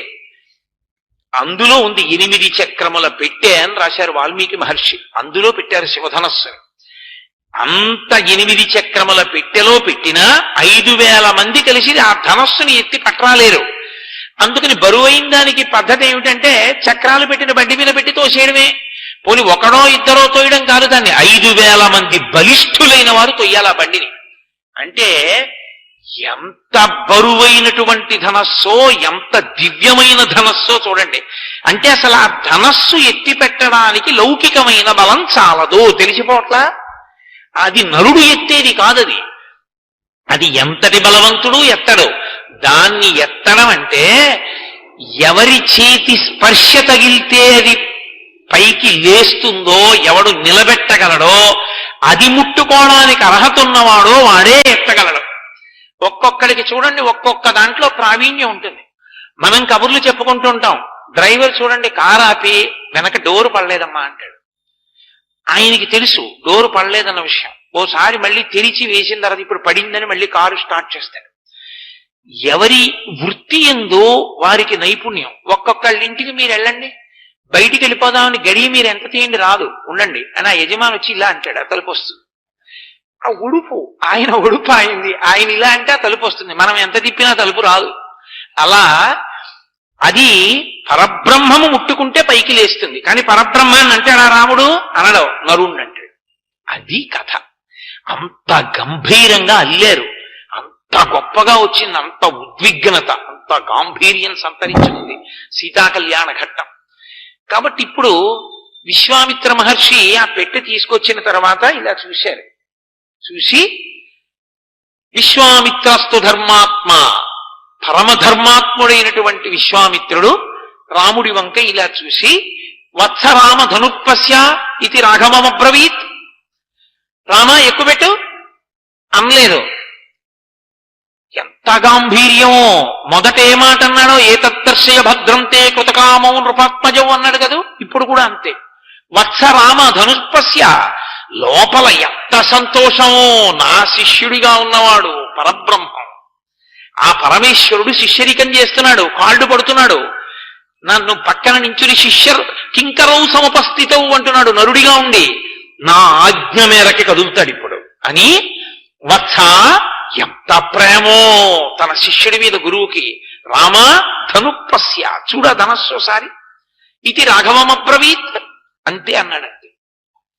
ఎక్కుపెట్టు, దాన్ని వింటినారి కట్టు, ఏదో లాగు, ఏమీ అనలేదు. అడిగిందెవరిని? రాముడిని అడిగాడు. రాముడు వెళ్ళి ఆ పెట్టె మూత తీశాడు. ఆయన ఎంత చమత్కారం! ఆయన ఎక్కడా బయటపడ్డాడు. పెట్టి మూత తీసి ఆయన ఇలా చూశాడు. చూసి విశ్వామిత్రుడి వంక తిరిగి, హే బ్రహ్మన్, నేను ఈ ధనస్సు వంక చూశాను. ఒక్కసారి ఈ ధనస్సుని ముట్టుకోవాలని అనుకుంటున్నాను, మీరు అనుమతిస్తారా? ముట్టుకోనా అని అడిగాడు. అడిగితే ఆయన ఏమీ అనలేదు. ఆ ఎక్కుపెట్టు అని నోటితో ఏమీ అనలేదు. బాఢం అన్నాడు. బాఢం ఇత్యేవ రాజన్ ముని, ఇద్దరూ కూడా ఒకేసారి బాఢం అంటే అనుమతించాను అన్నాడంతే. అంటే గురువు గారి యొక్క అంగీకారం ఉంటే తప్ప ఆయన ముట్టుకోడు. గురువు గారి అనుమతి అంటే విశ్వామిత్రుడి నోటి వెంట ఎక్కుపెట్టు అన్నాడు అనుకోండి బ్రహ్మర్షి, ఆయన నోటి మాట ఉత్తిరైపోతుందా? అయిపోతుందంతే. ఆ ధనస్సు లేవలసిందే. బ్రహ్మర్షి నోటి వాక్కు, ఆయన మాటే అస్త్రం. అంతటి తపోధనుడు. గురువుగారు ధనస్సు ఎక్కువ పెడదాం అనుకుంటున్నారంటే ఏరా పిల్ల మీద కాంక్ష పుట్టిందా? మీ నాన్నని అడగక్కర్లేదా అనొచ్చు విశ్వామిత్రుడు. క్షత్రియుడు ఎంత మాట్లాడాలో అంతే మాట్లాడాడు. కాబట్టి ఆయన అన్నాడు, హే బ్రహ్మన్, గురువు గారు ఒక్కసారి ఈ ధనస్సు ముట్టుకుందాం అనుకుంటున్నాను, ఆ తర్వాత అవకాశం ఉంటే దాన్ని ఎక్కువ పెడతాను. వెంటనే ఆయన అన్నాడు బాఢం, అలాగే అనుమతిస్తున్నాను. అటు జనక మహారాజు అన్నాడు, ఇటు విశ్వామిత్రుడు అన్నాడు. అన్నాడంతే ఆయనకి జనక మహారాజు ఉద్దేశం ఏంటంటే ఏదో ఇలా అంటాడు, ఎంతమందిని చూడలేదు, అలవాటు పడిపోయింది, ఓసారి ఇలానే అమ్మో అని వచ్చేస్తాడు, అంతేగా పెట్టి మూతట్టేస్తారు వెనక్కి వెళ్ళిపోతాడు అనుకుంటున్నాడు. అందరూ 5,000 మంది ఓ పక్కకి వెళ్ళి అలా నించున్నారు. ఇంకా సభాసదులందరూ చూస్తున్నారు. ఆరోపయిత్వా ధర్మాత్మా పూరయామాస దద్ధను తత్తభంజ ధనుర్మధ్యే మహాయశాహ. ఆయన అకస్మాత్తుగా ధనస్సుని తీసి నిలబెట్టాడు. అలా నోళ్లు తెరిచి ఉండిపోయారు అందరూ. చాలా తేలికగా ధనస్సుని నిలబెట్టడం, తాడు విప్పడం, కట్టేయడం, వంచేయడం వింటినాడాలో అంతే మాట్లాడాడు. కాబట్టి ఆయన అన్నాడు, హే బ్రహ్మన్ గురువు గారు, ఒక్కసారి ఈ ధనస్సు ముట్టుకుందాం అనుకుంటున్నాను, ఆ తర్వాత అవకాశం ఉంటే దాన్ని ఎక్కువ పెడతాను.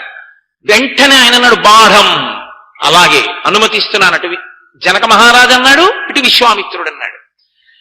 అన్నాడంతే ఆయనకి జనక మహారాజు ఉద్దేశం ఏంటంటే ఏదో ఇలా అంటాడు, ఎంతమందిని చూడలేదు, అలవాటు పడిపోయింది, ఓసారి ఇలానే అమ్మో అని వచ్చేస్తాడు, అంతేగా పెట్టి మూతట్టేస్తారు వెనక్కి వెళ్ళిపోతాడు అనుకుంటున్నాడు. అందరూ 5,000 మంది ఓ పక్కకి వెళ్ళి అలా నించున్నారు. ఇంకా సభాసదులందరూ చూస్తున్నారు. ఆరోపయిత్వా ధర్మాత్మా పూరయామాస దద్ధను తత్తభంజ ధనుర్మధ్యే మహాయశాహ. ఆయన అకస్మాత్తుగా ధనస్సుని తీసి నిలబెట్టాడు. అలా నోళ్లు తెరిచి ఉండిపోయారు అందరూ. చాలా తేలికగా ధనస్సుని నిలబెట్టడం, తాడు విప్పడం, కట్టేయడం, వంచేయడం, వింటినాడి లాగడం, అది మధ్యలోకి 2 ముక్కల కింద విరిగిపోవడం అయిపోయింది. పెద్ద మెరుపు మెరిసి పిడుగుపడినట్టయి అంతఃపురం అంతా కదిలిపోయింది. ఆ చప్పుడికి, ఆ ధ్వనికి, ఆ కాంతికి అక్కడున్న వాళ్ళందరూ మూర్ఛపోయారు. 4 నిలబడ్డవాళ్ళు. 1 రాముడు, 2 లక్ష్మణుడు, 3 విశ్వామిత్రుడు, 4 జనకుడు. వీళ్ళు 4. ఇప్పటి వరకు ఎదురు చూస్తున్నాడు, ఎక్కడో నరుడి రూపంలో ఉన్నాడని వెతుకుతున్నాడు. చూశాడంతే, పరవశించిపోయాడు విశ్వామిత్రుడు. పరవశించిపోయి, అబ్బా ఇన్నాళ్ళకి నాకు అల్లుడు దొరికాడు, శివధనస్సుని ఎక్కువ పెట్టగలిగిన వాడు దొరికాడు. అంతే విశ్వామిత్ర మహర్షి వంక చూసి అత్యద్భుతం అచింత్యంచా అతర్కితమిదమ్యా అన్నాడు. ఇది అత్యద్భుతం, నేను ఊహించలేదు. ఏమిటి అసలు రహస్యం? నరుడి రూపంలో ఉన్న పరబ్రహ్మం తెలుస్తున్నాడు, కనబడ్డాడు. మాయాస్వరూపిణిని భరించగలిగిన వాడు దొరికిపోయాడు. పైకి ఆయన అనకూడదు నరుడి కథ కాబట్టి ఊరుకున్నాడు. అత్యద్భుతమతించంచా అతర్కితమిదమ్యా, ఇంకా దీని మీద వాదన లేదు అని జనకానాం కులే కీర్తిం నాహరిష్యతి మే సుత సీతా భర్తారమాసాద్య రామం దశరథాత్మజం. నా కూతురు మహాభాగ్యాన్ని పొందింది. నా కూతురు రామచంద్రమూర్తికి ఇల్లాలు కాకపోతోంది దశరథ మహారాజుకి. వెంటనే సువర్ణ కలశాన్ని జలములతో ఉన్నదాన్ని తీసుకుని వచ్చి కన్యాదానం చేస్తానని నీళ్లు పోయిపోయాడు రాముడి చేతిలో. ఇక్కడ చెప్పలేదు మహర్షి, మళ్ళీ అయోధ్యకాండలో చెప్పారు. మొన్న మీతో ప్రస్తావన చేశా. దీయమానాం నతుతదా ప్రతిజగ్రాహ రాఘవ. ఆయన అవిజ్ఞాయపితుశ్చంధ అయోధ్యాధిపతే ప్రభో. కన్యాదానం చేస్తానని నీళ్లు పోస్తుంటే అలా నేను పుచ్చుకోను.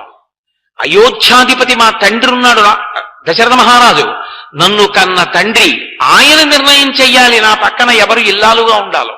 కాబట్టి ఈ వార్త దశరథ మహారాజు గారికి పంపించండి.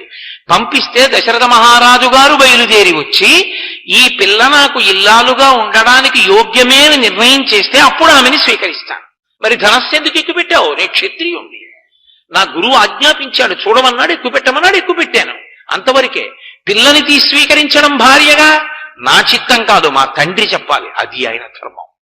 అందుకే అంత జాగ్రత్తగా నడిపారు మహర్షి, అంత గొప్పగా నడిచింది రామాయణం. కాబట్టి ఇప్పుడు 3 రోజులు రాత్రింబవళ్ళు వేగంగా వెళ్ళగలిగిన గుర్రాల మీద ప్రయాణం చేయగలిగినటువంటి సుశిక్షితులైన వ్యక్తులు వెడితే తప్ప అయోధ్యానగరాన్ని చేరలేరు. అంత దూరంలో ఉంది మిథిలానగరం. 3 రోజులు ప్రయాణం చేసి వాళ్ళు దశరథ మహారాజు గారి యొక్క అయోధ్యానగరానికి వెళ్ళారు. దశరథుడు సభ తీర్చి ఉన్నాడు. వెళ్ళారు, జరిగిన వృత్తాంతం అంతా చెప్పారు. జనకుడు మీకు నివేదించమన్నాడు, తొందరగా బయలుదేరి రమ్మన్నాడు. మీరు ఆ పిల్లని మీ కోడలుగా చేసుకోవలసింది అని దశరథ మహారాజు గారు కోరుకుంటున్నాడు అన్నారు. అది నిజంగా లోకానికి మార్గదర్శకమైంది రామాయణం అంటే అది కారణం. వెంటనే దశరథ మహారాజు తన పురోహితుల వంక మంత్రుల వంక చూశాడు. వశిష్ఠ మహర్షి మొదలైన వారి వంక చూసి ఒక మాట అన్నాడు. యది రోచతే వృత్తం జనకస్య మహాత్మనః అన్నాడు.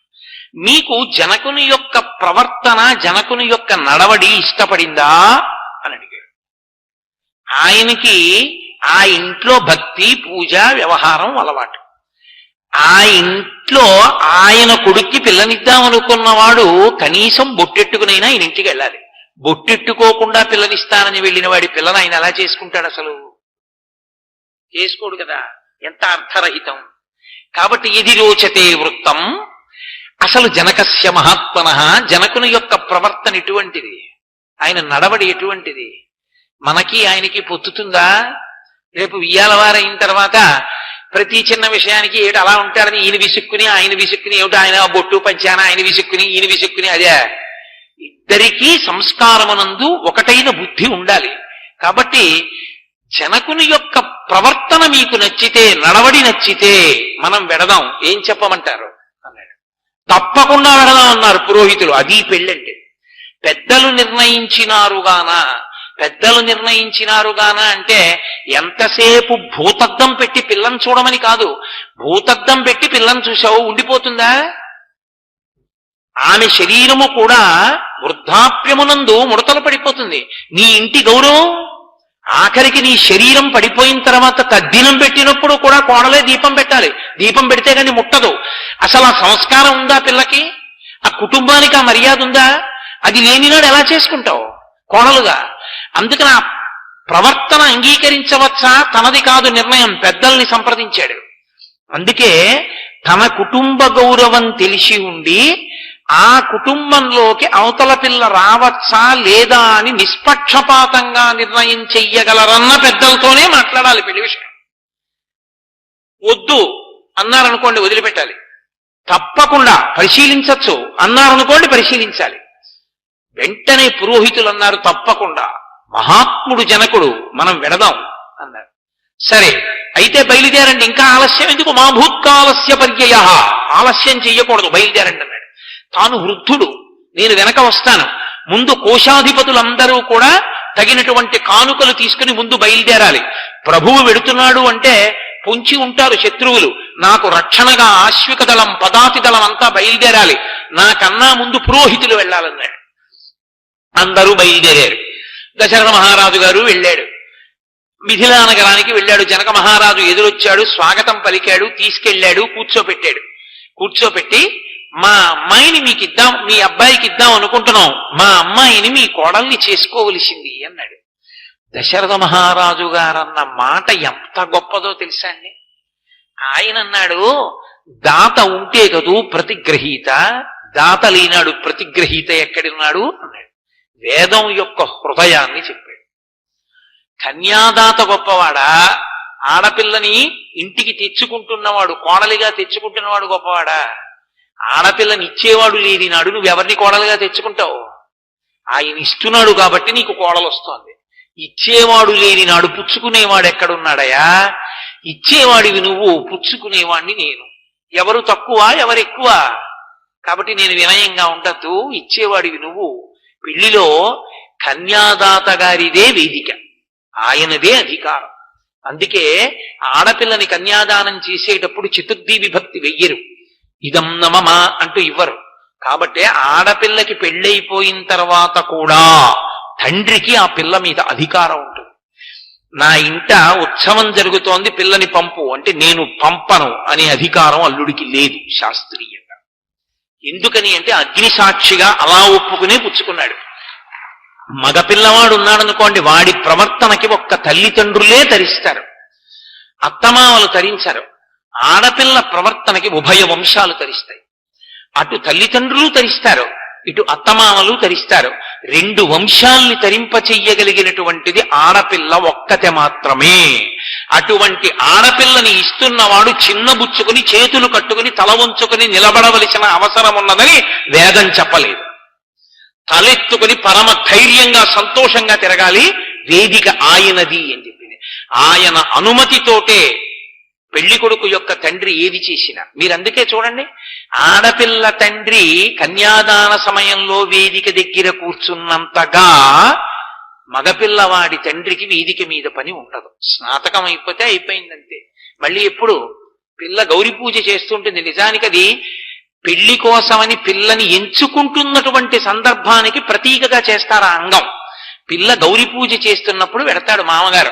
అప్పుడు కూడా టక్ చేసుకుని బెల్ట్ పెట్టుకుని వెళ్ళిన మామగారి గురించి ఏం మాట్లాడాలో నాకు రాదు. వైదికంగా ఓ పంచె కట్టుకుని ఓ ఉత్తరీయం వేసుకుని వెళ్ళాలి గౌరీ పూజ దగ్గరికి. ఇంటికి శ్రీ మహాలక్ష్మిని తీసుకొచ్చుకుంటున్నావు, కోడల్ని తీసుకొస్తున్నావు. అక్కడ అడుగుతారు ప్రవర చెప్పి, ఏమయ్యా ఈమెని నీ కోడలిగా స్వీకరిస్తున్నావా అని అడుగుతారు. అది పెద్దరికం. అందుకే మామగారు ఆ పిల్ల యొక్క ఆనందానికి జవాబుదారి. ఆ పిల్ల ఇంటికి వచ్చింది అంటే ఆ పిల్ల కంట నీటి బొట్టు పడకుండా చూసుకోవలసిన వాడు మామగారే. అంత గుండెల్లో పెట్టుకు చూసుకోవాలి. అందుకే మామగారు వెళ్ళిపోతే ఆ పిల్లకి మళ్ళీ ఆ స్థానాన్ని భర్తీ చెయ్యగలిగినటువంటి వాడు లేడు లోకంలో. అంత సంతోషంగా నిలబెడతాడు. ఆఖరికి ఆమె భర్త ఆమె మీద చీకాకు పడినా, ఏమిరా పిల్లని ఏడిపిస్తున్నావు అని ఇలా వేలు చూపించగలిగిన వాడు మామగారు ఒక్కడే. అందుకే కన్యాదానం చేసిన తర్వాత కన్న తండ్రిని కూడా దాటి సుఖపెట్టే స్థానంలో నిలబడతాడు మామగారు. మామగారి యొక్క స్థానంలో నిలబడడం అంటే లోకంలో అంత పెద్ద విషయం, అంత పరిణతి, అంత పెద్ద పదవి, అంత గొప్పదని. అంత గొప్ప మాట అన్నాడు దశరథ మహారాజు. సరే కూర్చున్నారు. కూర్చున్న తరువాత ఎవరి వంశం ఎటువంటిది, ఇరువంశములు తెలియాలి. తెలిస్తే కదూ వివాహం చేయడం. పెళ్లి మాటలు మాట్లాడుకోవడం అన్న మాటకు అర్థం ఏంటంటే, అర్థరహితంగా పెళ్లి మాటలు మాట్లాడుకోవడం అంటే వాళ్ళకి ఐశ్వర్యం ఎంతుంది, వీళ్ళకి ఐశ్వర్యం ఎంతుంది, పెళ్లిలో అంగాలు ఎన్ని ఉన్నాయి, ప్యాంట్లు ఎన్ని ఎడతారు, చొక్కాలు ఎన్ని ఎడతారు, చీరలు ఎన్ని ఎడతారు, నీ బతుకంతా వెళ్ళిపోతుందా వాటితో? ఎందుకు వచ్చిన అల్లరది? పెట్టేవి పెట్టకుండా ఉంటారా? ఎలాగో పెడతారు. అవి లేకపోతే బట్టలు ఇప్పుడు తిరుగుతావా? ఏ బట్టలే కొనుక్కోలేవా? నీ కొడుక్కి ఓ పంచల చాపో ప్యాంటు సొక్కాయే కొనలేవా పెళ్లికి? ఎందుకంత ప్రతి చిన్న విషయానికి అడుక్కు తినడం? ప్రతిదానికి గుడికి ఎలా ఉండాలో కూడా అడగడం, బిందెలు ఎలా ఉండాలో అడగడం. ఎందుకంత భిక్షాటన?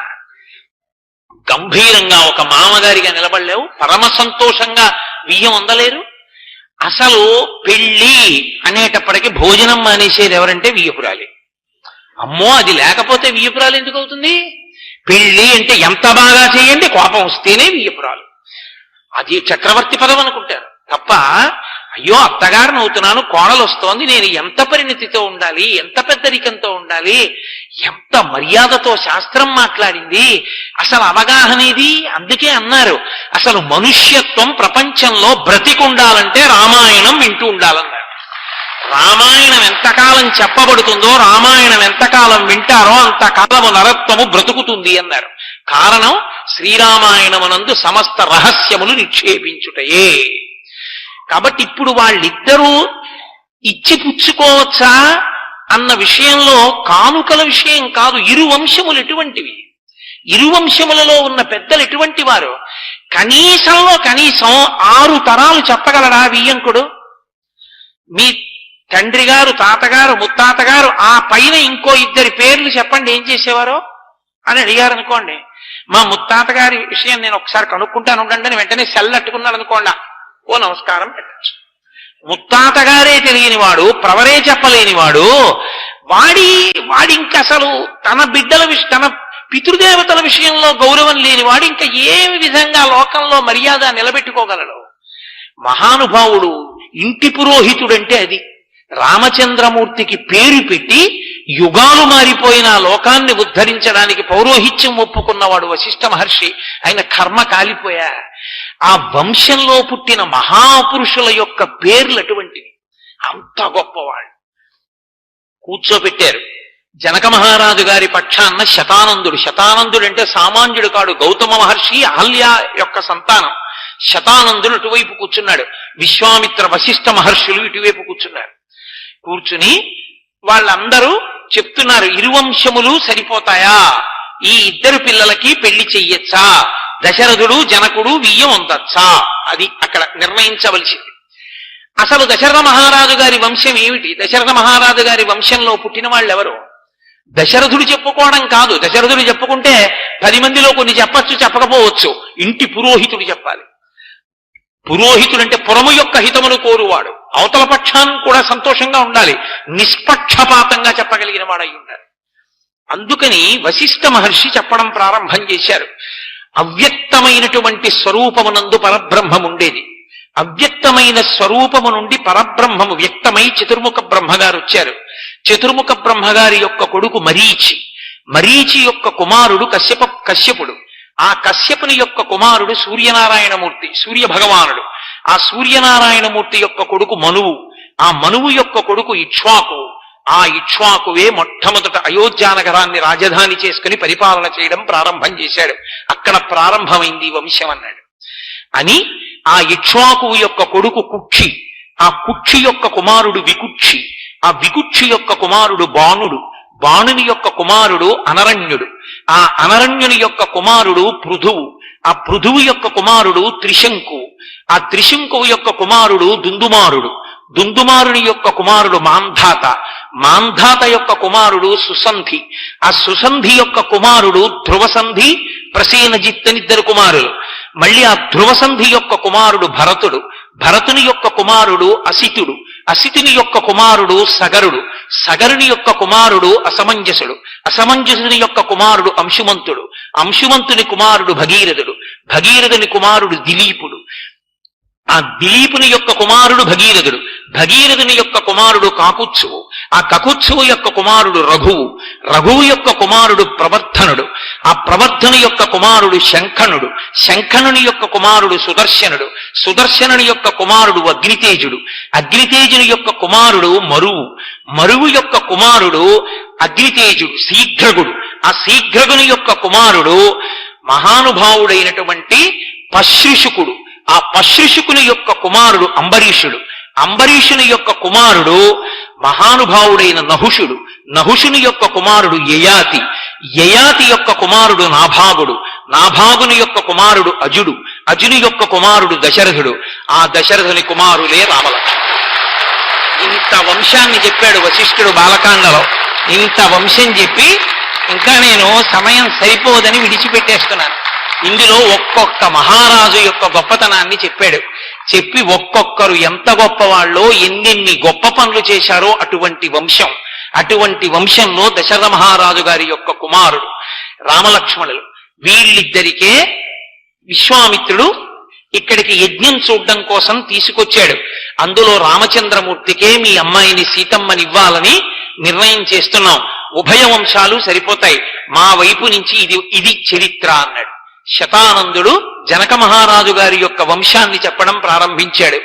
మిమి, ఆ మిమి యొక్క కుమారుడు, ఆ నిమి యొక్క కుమారుడు ఆ మిథిలా నగరాన్నంతటినీ నిర్మాణం చేసినటువంటి మిథి అనబడేటటువంటి చక్రవర్తి. ఆ మిథి యొక్క కుమారుడు ఈ ఉపరి వసువు, ఆ వసువు యొక్క కుమారుడు సుకేతువు, సుకేతుని యొక్క కుమారుడు నందివర్ధనుడు, నందివర్ధనుని యొక్క కుమారుడు బృహద్రథుడు, బృహద్రథుని యొక్క కుమారుడు దేవరాతుడు. అలా వంశాన్ని తీసుకొచ్చి ఆఖరికి మహానుభావుడైనటువంటి ఆ మహారోముడు, మహారోముని కుమారుడు స్వర్ణరోముడు, స్వర్ణరోముని కుమారుడు హ్రస్వరోముడు, హ్రస్వరోముని కుమారుడు జనకుడు, ఆ జనకుని యొక్క తమ్ముడు కుశధ్వజుడు, ఆ జనకుడు కుశధ్వజుడు, జనకుని యొక్క కుమార్తె సీత, ఆయన యొక్క వేరొక కుమార్తె మాండవి, ఆ లక్ష్మణుని యొక్క ఇల్లాలు.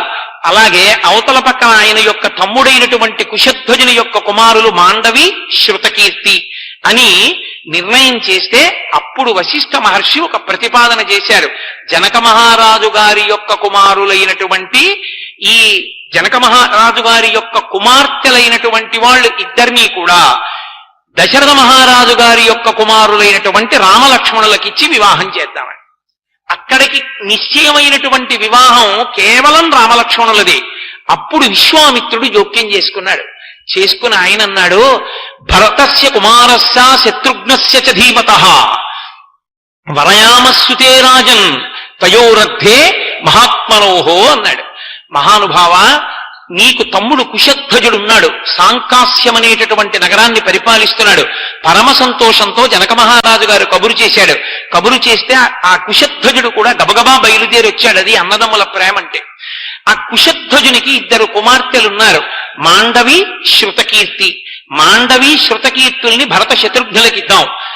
జనక మహారాజు గారి యొక్క కుమార్తెలైన సీత ఊర్మిళ వాళ్ళిద్దరినీ రామలక్ష్మణులకిద్దాం, కాబట్టి నీ తమ్ముడి కుమార్తెల్ని కూడా దశరథ మహారాజు గారి యొక్క మిగిలిన ఇద్దరు కుమారులకు ఇవ్వవలసింది అని అపేక్షించాడు. తప్పకుండా ఇచ్చి అలాగే వివాహం చేద్దామన్నారు. ఎప్పుడు వివాహం చేయాలి?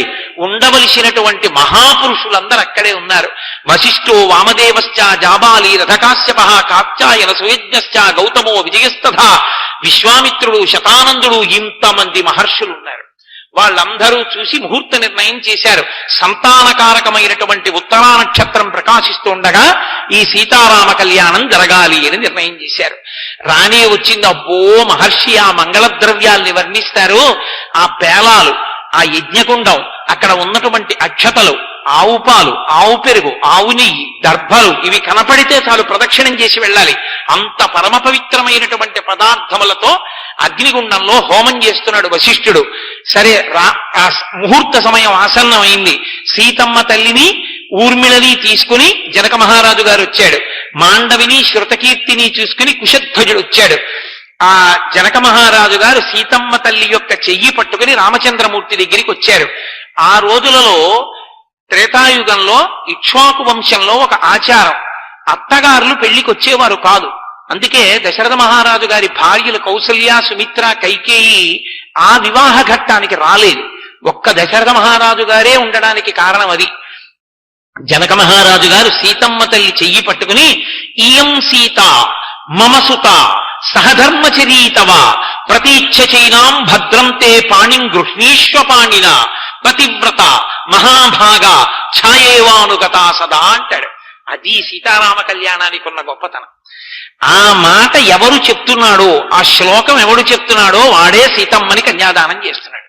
మీరు చూడండి, ఇయం సీత, ఈమె సీత, మమ సుత, నా కూతురు, సహధర్మచరీతవా, నీకు సహధర్మచారిణి అవుతోంది, ప్రతీచ్ఛచైనాం భద్రం తే పాణిం గృహ్ణీష్వపాణిన, ఓ రామ నీ చేతిని దాపి అరచేతితో బాగా రాసి పట్టుకుని ఆ పాణిగ్రహణం చేయి.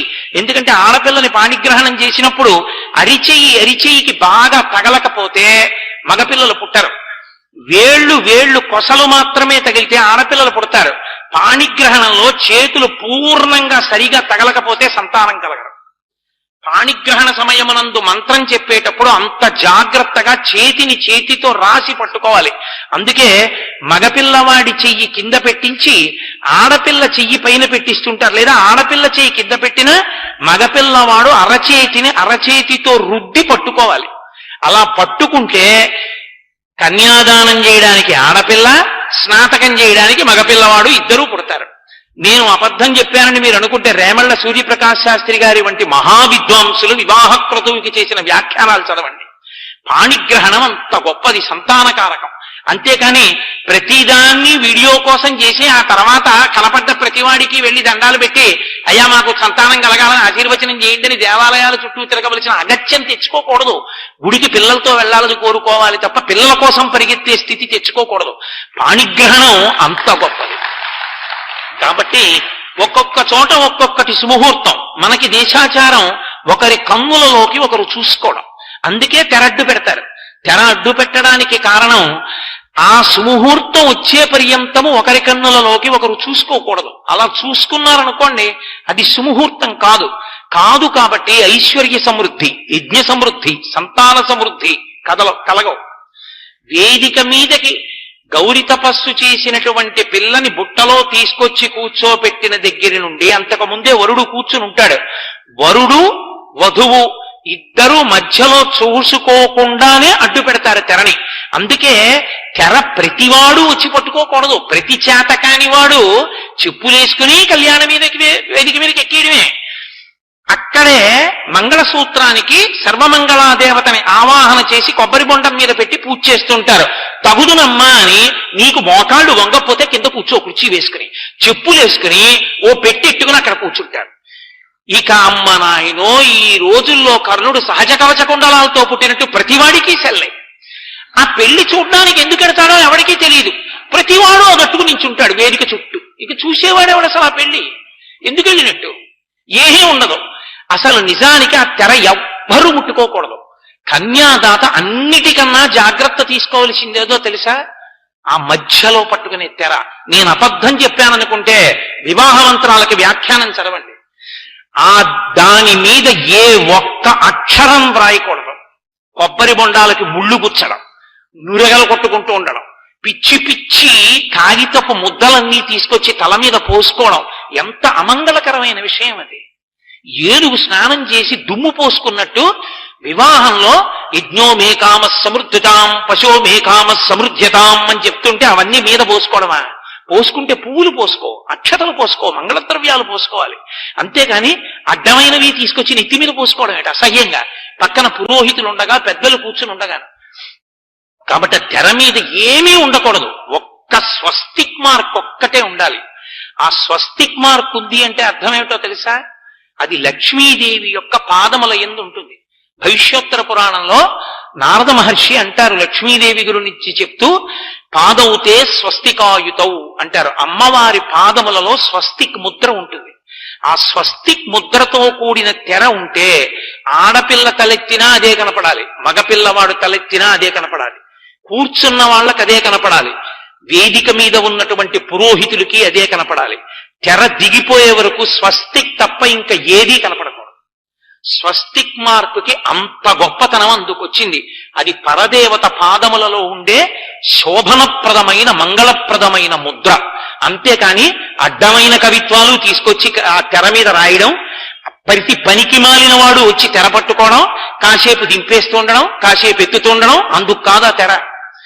ఆ తెర పట్టుకోవాలి అంటే ఆడపెళ్లి వారి పనుపున పరమ భగవద్భక్తి తత్పరులైన వారు ముగ్గురు పట్టుకోవాలి ఒకవైపు, మగపెళ్లి వారి తరపున ఇద్దరు పట్టుకోవాలి. ఆడపెళ్లి వారి తరపున కన్యాదాత అడుగుతాడు మగపెళ్లి వారిని, మీ పనుపున తెర పట్టుకునే వాళ్ళు ఎవరని అడుగుతాడు. వెంటనే మగపిల్లవాడి తండ్రి నిర్ణయం చేస్తాడు, తన వైపున్న బంధుగణంలో రోజు సంధ్యావందనం చేసుకునేవాడు, భక్తి తత్పరుడైన వాడు, శాస్త్రమనందు నమ్మకం ఉన్నవాణ్ణి ఎంచుకుని వాణ్ణి పట్టుకోమంటాడు. ఎలా పడితే అలా కాదు, చక్కగా ఓ పంచ కట్టుకుని పట్టుకోవాలి. ఏదైనా పట్టుకున్నామంటే దానికి అర్థం ఉంటుంది. నేను అబద్ధం చెప్పాననుకుంటే మీరు వేదమంత్రాలకి వ్యాఖ్యానాలు చూడండి. ప్యాంటు చొక్కా వేసుకుని పట్టుకున్నాడు అంటే దిగంబరంగా పట్టుకున్నట్టు లెక్క. అలా పట్టుకోకూడదు, పంచకట్టు కట్టుకుని పట్టుకోవాలి. గోచి పెట్టి కుర్చీళ్లు వేసి కట్టుకున్నవాడే దాన్ని పట్టుకోవడానికి అర్హుడు. అది వాడిది మంగళప్రదమైన స్వరూపం, వాడొక్కడే పట్టుకోవాలి. ఆడపిల్లని వేదిక మీదికి తీసుకురావాలి మేనమావగా అంటే ముందు రోజు చెప్పుకోవాలి, అయ్యా మీరు బుట్ట పట్టుకోండి అందుకని పంచ కట్టుకురండి అని చెప్పాలి. అంతేగాని ఆయన పెళ్లికి వచ్చిన తర్వాత మా అమ్మాయి బుట్టట్టుకోండి అని చెప్పకూడదు. ఆయన ప్యాంట్ వేసుకు రావచ్చు తెలియక, అప్పుడు బుట్టట్టుకోండి నువ్వు అడగనుకూడదు, నువ్వు అడిగినా ఆయన పట్టుకోనుకూడదు. పంచ కట్టుకుంటేనే బుట్ట పట్టుకోవాలి. ఎందుకంటే ఆమె పద్మమునందు కూర్చున్న లక్ష్మి, లక్ష్మీ స్వరూపమైనటువంటి దాన్ని వైదికమైన దుస్తులతోనే పట్టుకుని తీసుకురావాలి. ఆడపిల్లని నడిపించి తీసుకెళ్లరు, ఆమె లక్ష్మీ స్వరూప కనుక. ఒక పని చేశామంటే శాస్త్రం అంత జాగ్రత్తగా విధించింది. శాస్త్రము మీద మర్యాదతో చెయ్యాలి తప్ప ఎలా పడితే అలా చేయకూడదు. ఆయన దేశ విదేశాల్లో చదువుకుని వచ్చాడు, కత్తి పట్టుకుని 4 వీధుల కూడల్లో నించోబెట్టి సెగ్గడ్డ కోసేయగలడు. అయినా ఆపరేషన్ థియేటర్లోకి వెళ్ళి ప్యాంటు చొక్కా విప్పి ఆ డ్రెస్ కోడ్కి సంబంధించినటువంటి దుస్తులు వేసుకుని పైన కూడా గుడ్డతో ఉన్న టోపీ పెట్టుకుని చేతులు శుభ్రంగా కడుక్కుని గ్లోవ్స్ వేసుకుని ఆయన ఎందుకు సెగ్గడ్డ కోస్తున్నాడు? ఆయన వృత్తి మీద ఆయన నిబద్ధత, అంత జాగ్రత్తగా కోస్తున్నాడు. ఆయన 4 వీధుల కూడల్లో కూడా కోసేయగలడు, అంతటి నిపుణుడు. కోస్తున్నాడా? కొయ్యడు. ఆయన శాస్త్రం మీద ఆయనకంత నిబద్ధత ఉంటే నీ కూతురు భవిష్యత్తు మీద నీకెందుకు ఉండదు? నువ్వెందుకు పాటించవు శాస్త్రాన్ని? ఎందుకు ఆ బ్రాహ్మణులు, ఇంకెందుకు వాళ్ళు పురోహితులు? ఎందుకు ఆ మంత్రభాగం? వీడియో కెమెరా ఒక్కటి పెట్టుకుంటే సరిపోతుందిగా, అక్కర్లేని క్రతువంతా చేసుకుని వెళ్ళిపోయేదానికి. అలంకారం చేసుకోవడం మీద ఉన్న శ్రద్ధ మంత్రభాగం మీద, అసలు ఆచరణ మీద పెట్టుకుంటే దేవతలు అభ్యున్నతికి కారణం అవుతారు, మనని అనుగ్రహిస్తారు. అంతేకాని అక్కడ మంత్రం జరుగుతూ ఉంటుంది, ఇక్కడ తంతు జరుగుతూ ఉంటుంది. ఎందుకు దానికి అన్ని వేలు ఖర్చు పెట్టడం ఎందుకు? ఆ తంతు జరిపించడానికి పెళ్లి చేశామని పేరు పెట్టుకోవడం ఎందుకు? నేను మన్నింపబడిదను గాక. శాస్త్రాన్ని నమ్ముకోవడం వల్ల నా ఆవేశం అలా ఉంటుంది, మరోలా భావన చేయకండి. నేను మీలాంటి వాడినే, కానీ దాని మీద ఉన్న గౌరవం మమకారంతో అప్పుడప్పుడు ఆవేశంగా మాట్లాడుతుంటాను. కాబట్టి ఉభయ వంశాలు సరిపోయాయంటే వాళ్ళకి కళ్ళల్లోకి చూసుకోవడం ముహూర్తం కాదు, సుముహూర్తానికి తెర దింపేస్తారు. అందుకే తెర ఎత్తేయకూడదు, తెర దింపాలి.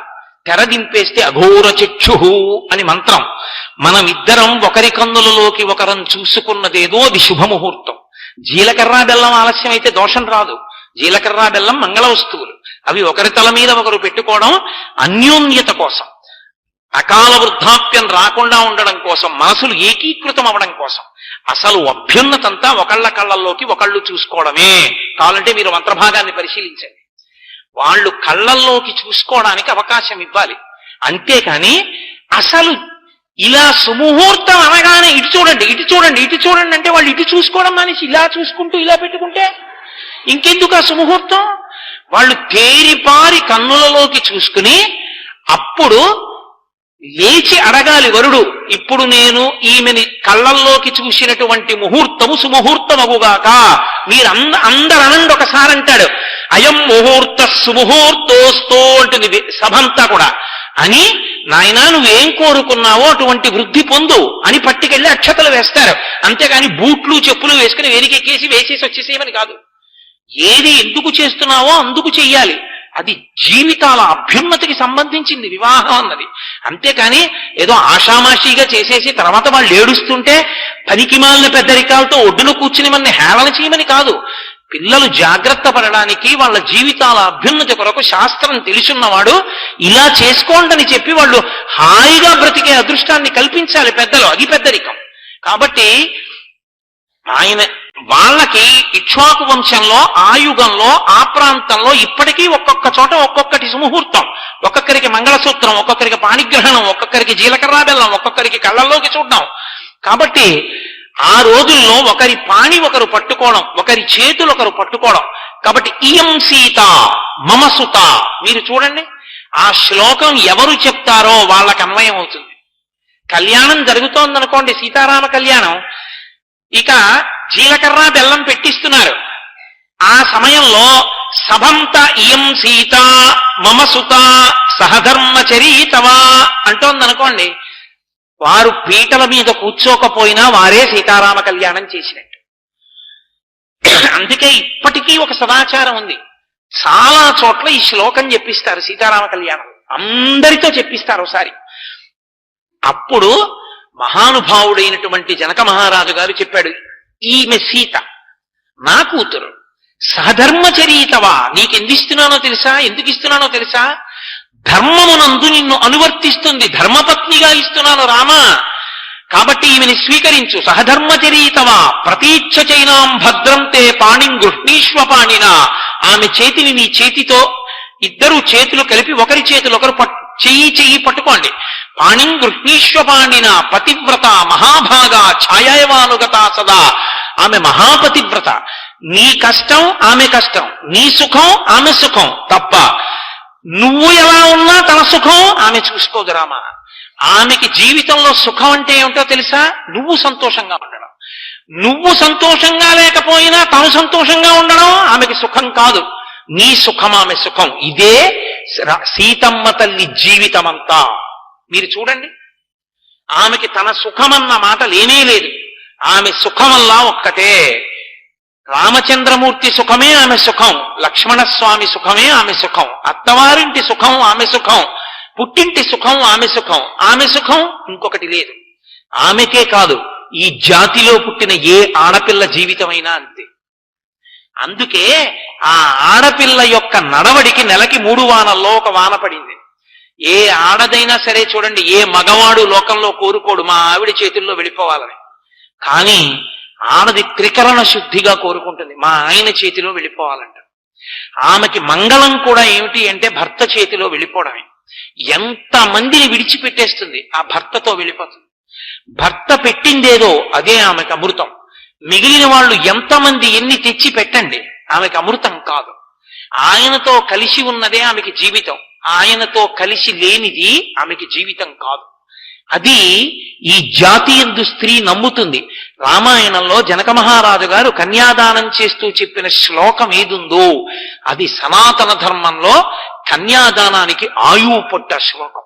అంత గొప్ప శ్లోకాన్ని ఇచ్చారు మహర్షి అని. సహధర్మచరీతవా ప్రతీచ్ఛ చైనాం భద్రం తే పాణిం గృహ్ణీష్వ పాణిన పతివ్రత మహాభాగా ఛాయేవానుగతా సదా అన్నారు. నిన్ను నీడ ఎలా అనువర్తిస్తుందో అలా అనువర్తిస్తుంది రామా.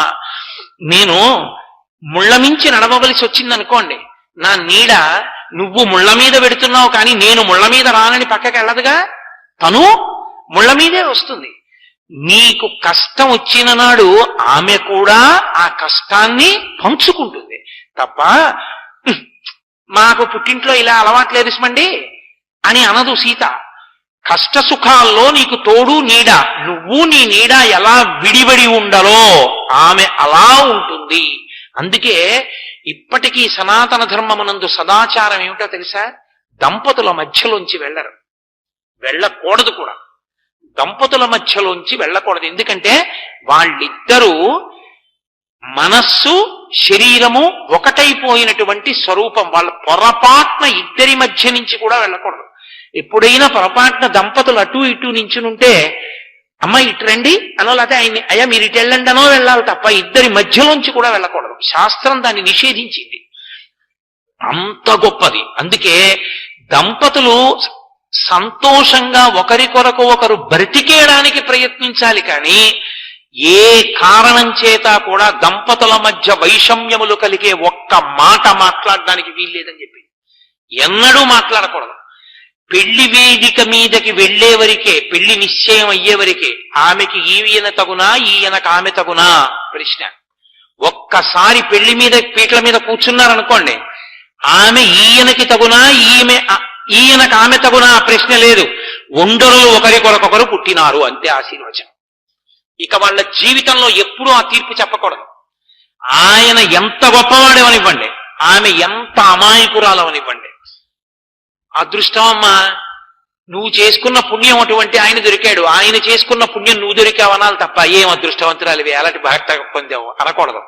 అంటే నీ అదృష్టం కలిసి వచ్చి భర్త అయ్యాడు తప్ప అందులో నీ అర్హత లేదన్నమాట. అందుకే మీరు పెద్దల మాటలు చూడండి. తగునీ చక్రి విదర్భరాజతకు తథ్యంబు వైదర్భయం తగునీ చక్రికి ఇంత మంచి తగునే దాంపత్య మీ ఇద్దరిం తగులం కట్టిన బ్రహ్మ నిర్పరిగదా దర్పాహ తారాతి మగడవుగా ఉట చక్రీ సుతతికిన్ మా పుణ్య మూలంబునం అంటారు పోతన గారు భాగవతంలో. అలాగే శివానంద లహరిలో శంకర భగవత్పాదులు శివాభ్యామస్తోక త్రిభువన శివాభ్యాం మృతి పునర్భవాభ్యాం అంటూ వాళ్ళిద్దరినీ కూడా ఒకరికొకరు ఒకరి తపస్సులకు ఒకరు ఫలమయ్యున్నారు అంటారు. అంత గొప్పగా మాట్లాడతారు తప్ప ఒకరికన్నా ఒకరు తక్కువ ఒకరికన్నా ఒకరు ఎక్కువ అన్న మాటలు ఏమీ లేదు దాంపత్యంలో.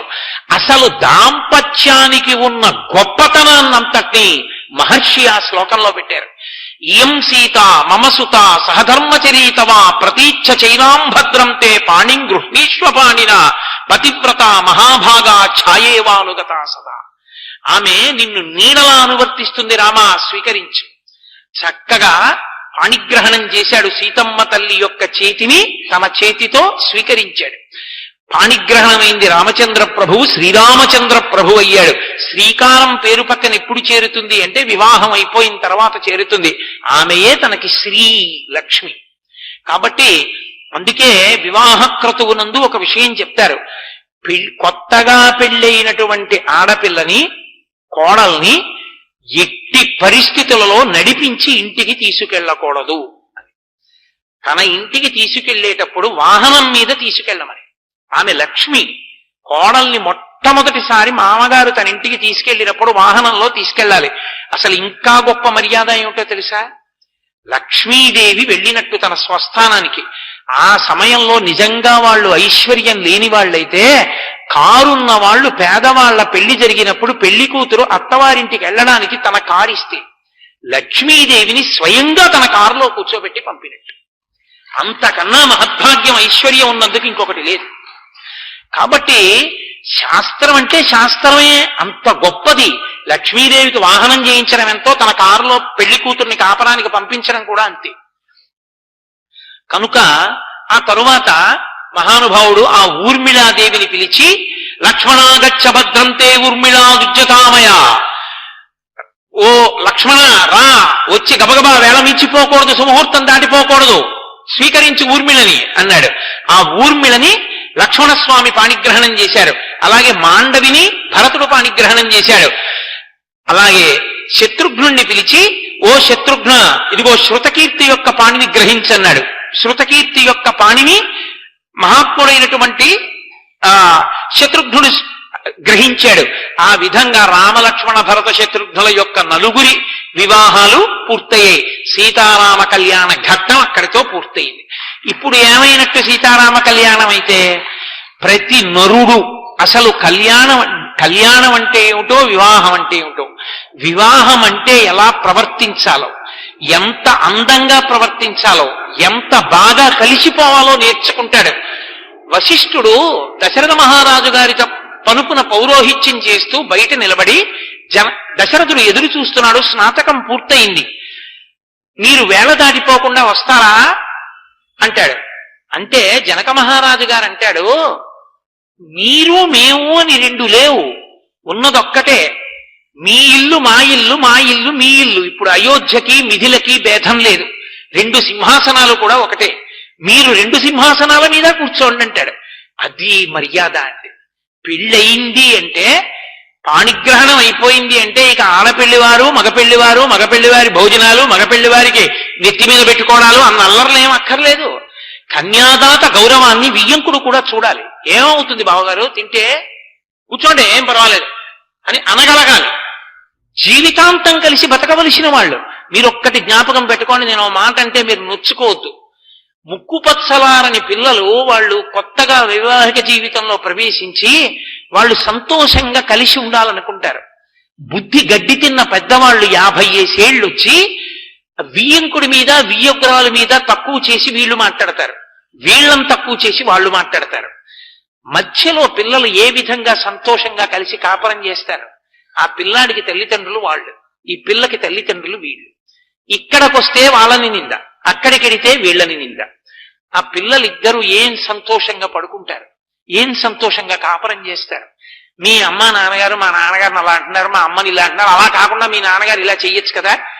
ఏమి వాళ్ళ కర్మ? వాళ్ళు అమ్మా నాన్న ఇలా ఉంటే బాగుండని ఏడవడం ఏమిటి? వాళ్ళు బాగుండాలని మనం ఏడవాలి, కానీ మన ప్రవర్తన లేక పిల్లలు ఏడవడమా?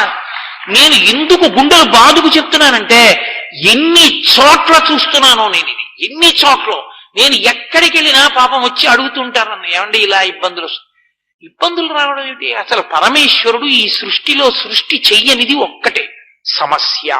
దాన్ని ఆయన సృష్టించలేదు, తెచ్చుకున్నది ఎవరంటే మనమే. కారణం ఏంటంటే అహంకారంతో సర్దుకుపోలేని గుణం చేత ప్రతి చిన్న విషయాన్ని చిలవలు పలవలు చేసి సమస్య సృష్టించుకున్నవాడు నరుడు. అంతటా శాంతినిచ్చి అనుభవించమన్నవాడు పరమేశ్వరుడు. సమస్యలు ఆయన సృష్టిస్తే సృష్టిలో అయోమయం ఉందని గుర్తు. ఆయన అయోమయంతో సృష్టి చేయలేదు, ఆయన చక్కటి పరిణతితో చక్కటి వికసనంతో సృష్టినిచ్చాడు. అర్థం చేసుకోలేక ప్రతి చిన్న విషయానికి గొడవ పడిపోయేది. అసలు అవగాహన, కొంచెం ఆలోచించడం, ఆలోచించి ప్రవర్తించడం, అసలు ఆ విషయమే లేకుండా బ్రతుకుతున్న వాళ్ళు ఎవరైనా ఉంటే మనమే. దానికి భగవంతుణ్ణి నింద చేసి ఆయన మనకి సమస్యలు పెట్టాడు, ఆయన మమ్మల్ని ఇలా ఇబ్బంది పెట్టాడనడం మళ్ళీ ఇంకో కొత్త తప్పు. కాబట్టి పరిణతితో ఆలోచన చేస్తే అసలు పిల్లలు సంతోషంగా ఉండడానికి కారణభూతులు కావలసిన వాళ్ళు ఎవరు అంటే పెద్దవాళ్లే.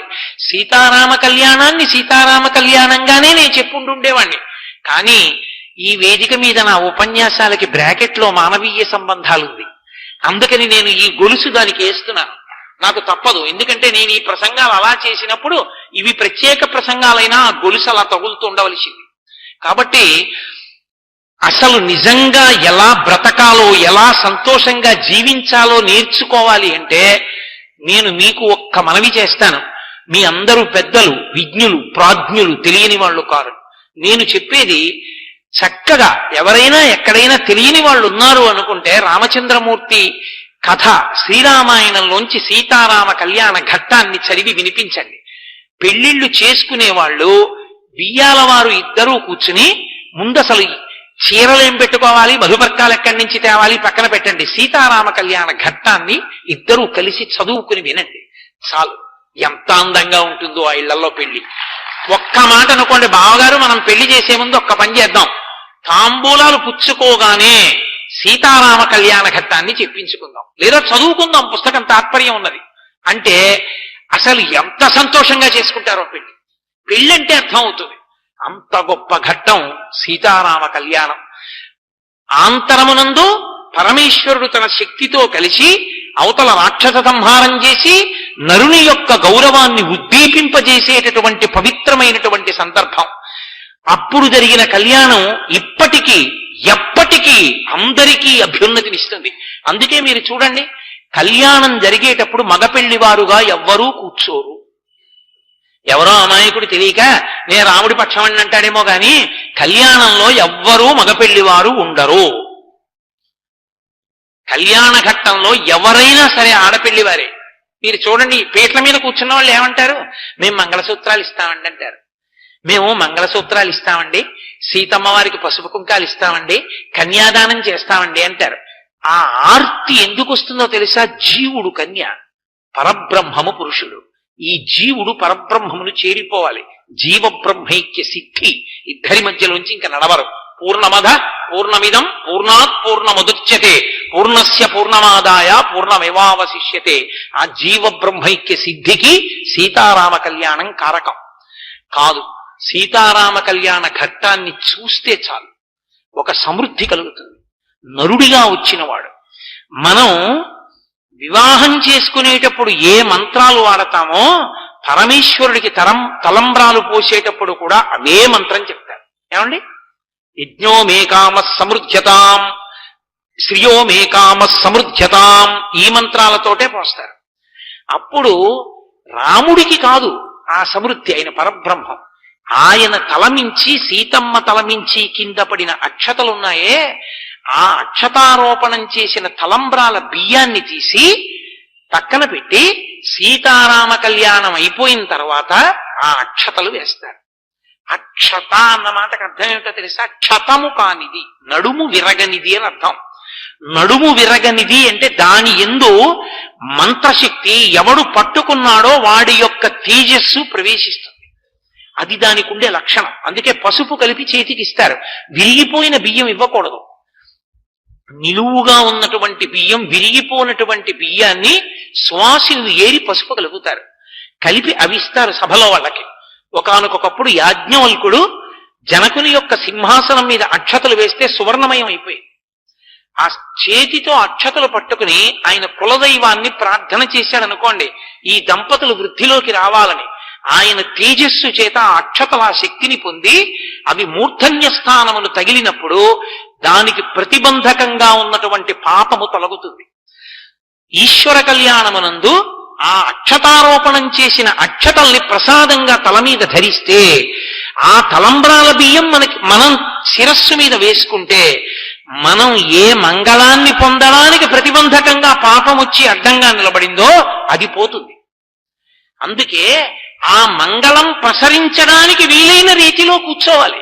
అదే పనిగా మాట్లాడుతూ కూర్చోకూడదు. చక్కగా ఓ పంచె కట్టుకుని ఓ కళ్యాణం జరుగుతోందంటే కూర్చుని ఆ అక్షతలు తల మీద వేయించుకోవాలి. ఆ అక్షతారోపణం అన్నది అంత గొప్పది. అందుకే తలంబ్రాల బియ్యం తలంబ్రాల బియ్యం తలంబ్రాల బియ్యం అని వెంట తిరుగుతారు. అదే కారణం. మనం వివాహం చేసుకుంటే తలంబ్రాల బియ్యం బ్రాహ్మణుడు తీసుకుంటాడు. పరమేశ్వరుడి కళ్యాణం చేస్తే ఈశ్వర కళ్యాణంలో ఆ తలంబ్రాల బియ్యాన్ని మనకే ప్రసాదంగా తల మీద వేస్తారు.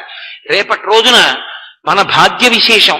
చక్కగా ఇవాళ ఏ సీతారామ కళ్యాణ ఘట్టాన్ని విన్నామో ఆ సీతారామ కళ్యాణ ఘట్టాన్ని చూసి ఆ ఘట్టంలో ఉన్నటువంటి ఆ ఆర్ద్రాక్షతల్ని మన శిరస్సుల మీద మనందరం కూడా ప్రసాదంగా పుచ్చుకునేటటువంటి అదృష్టం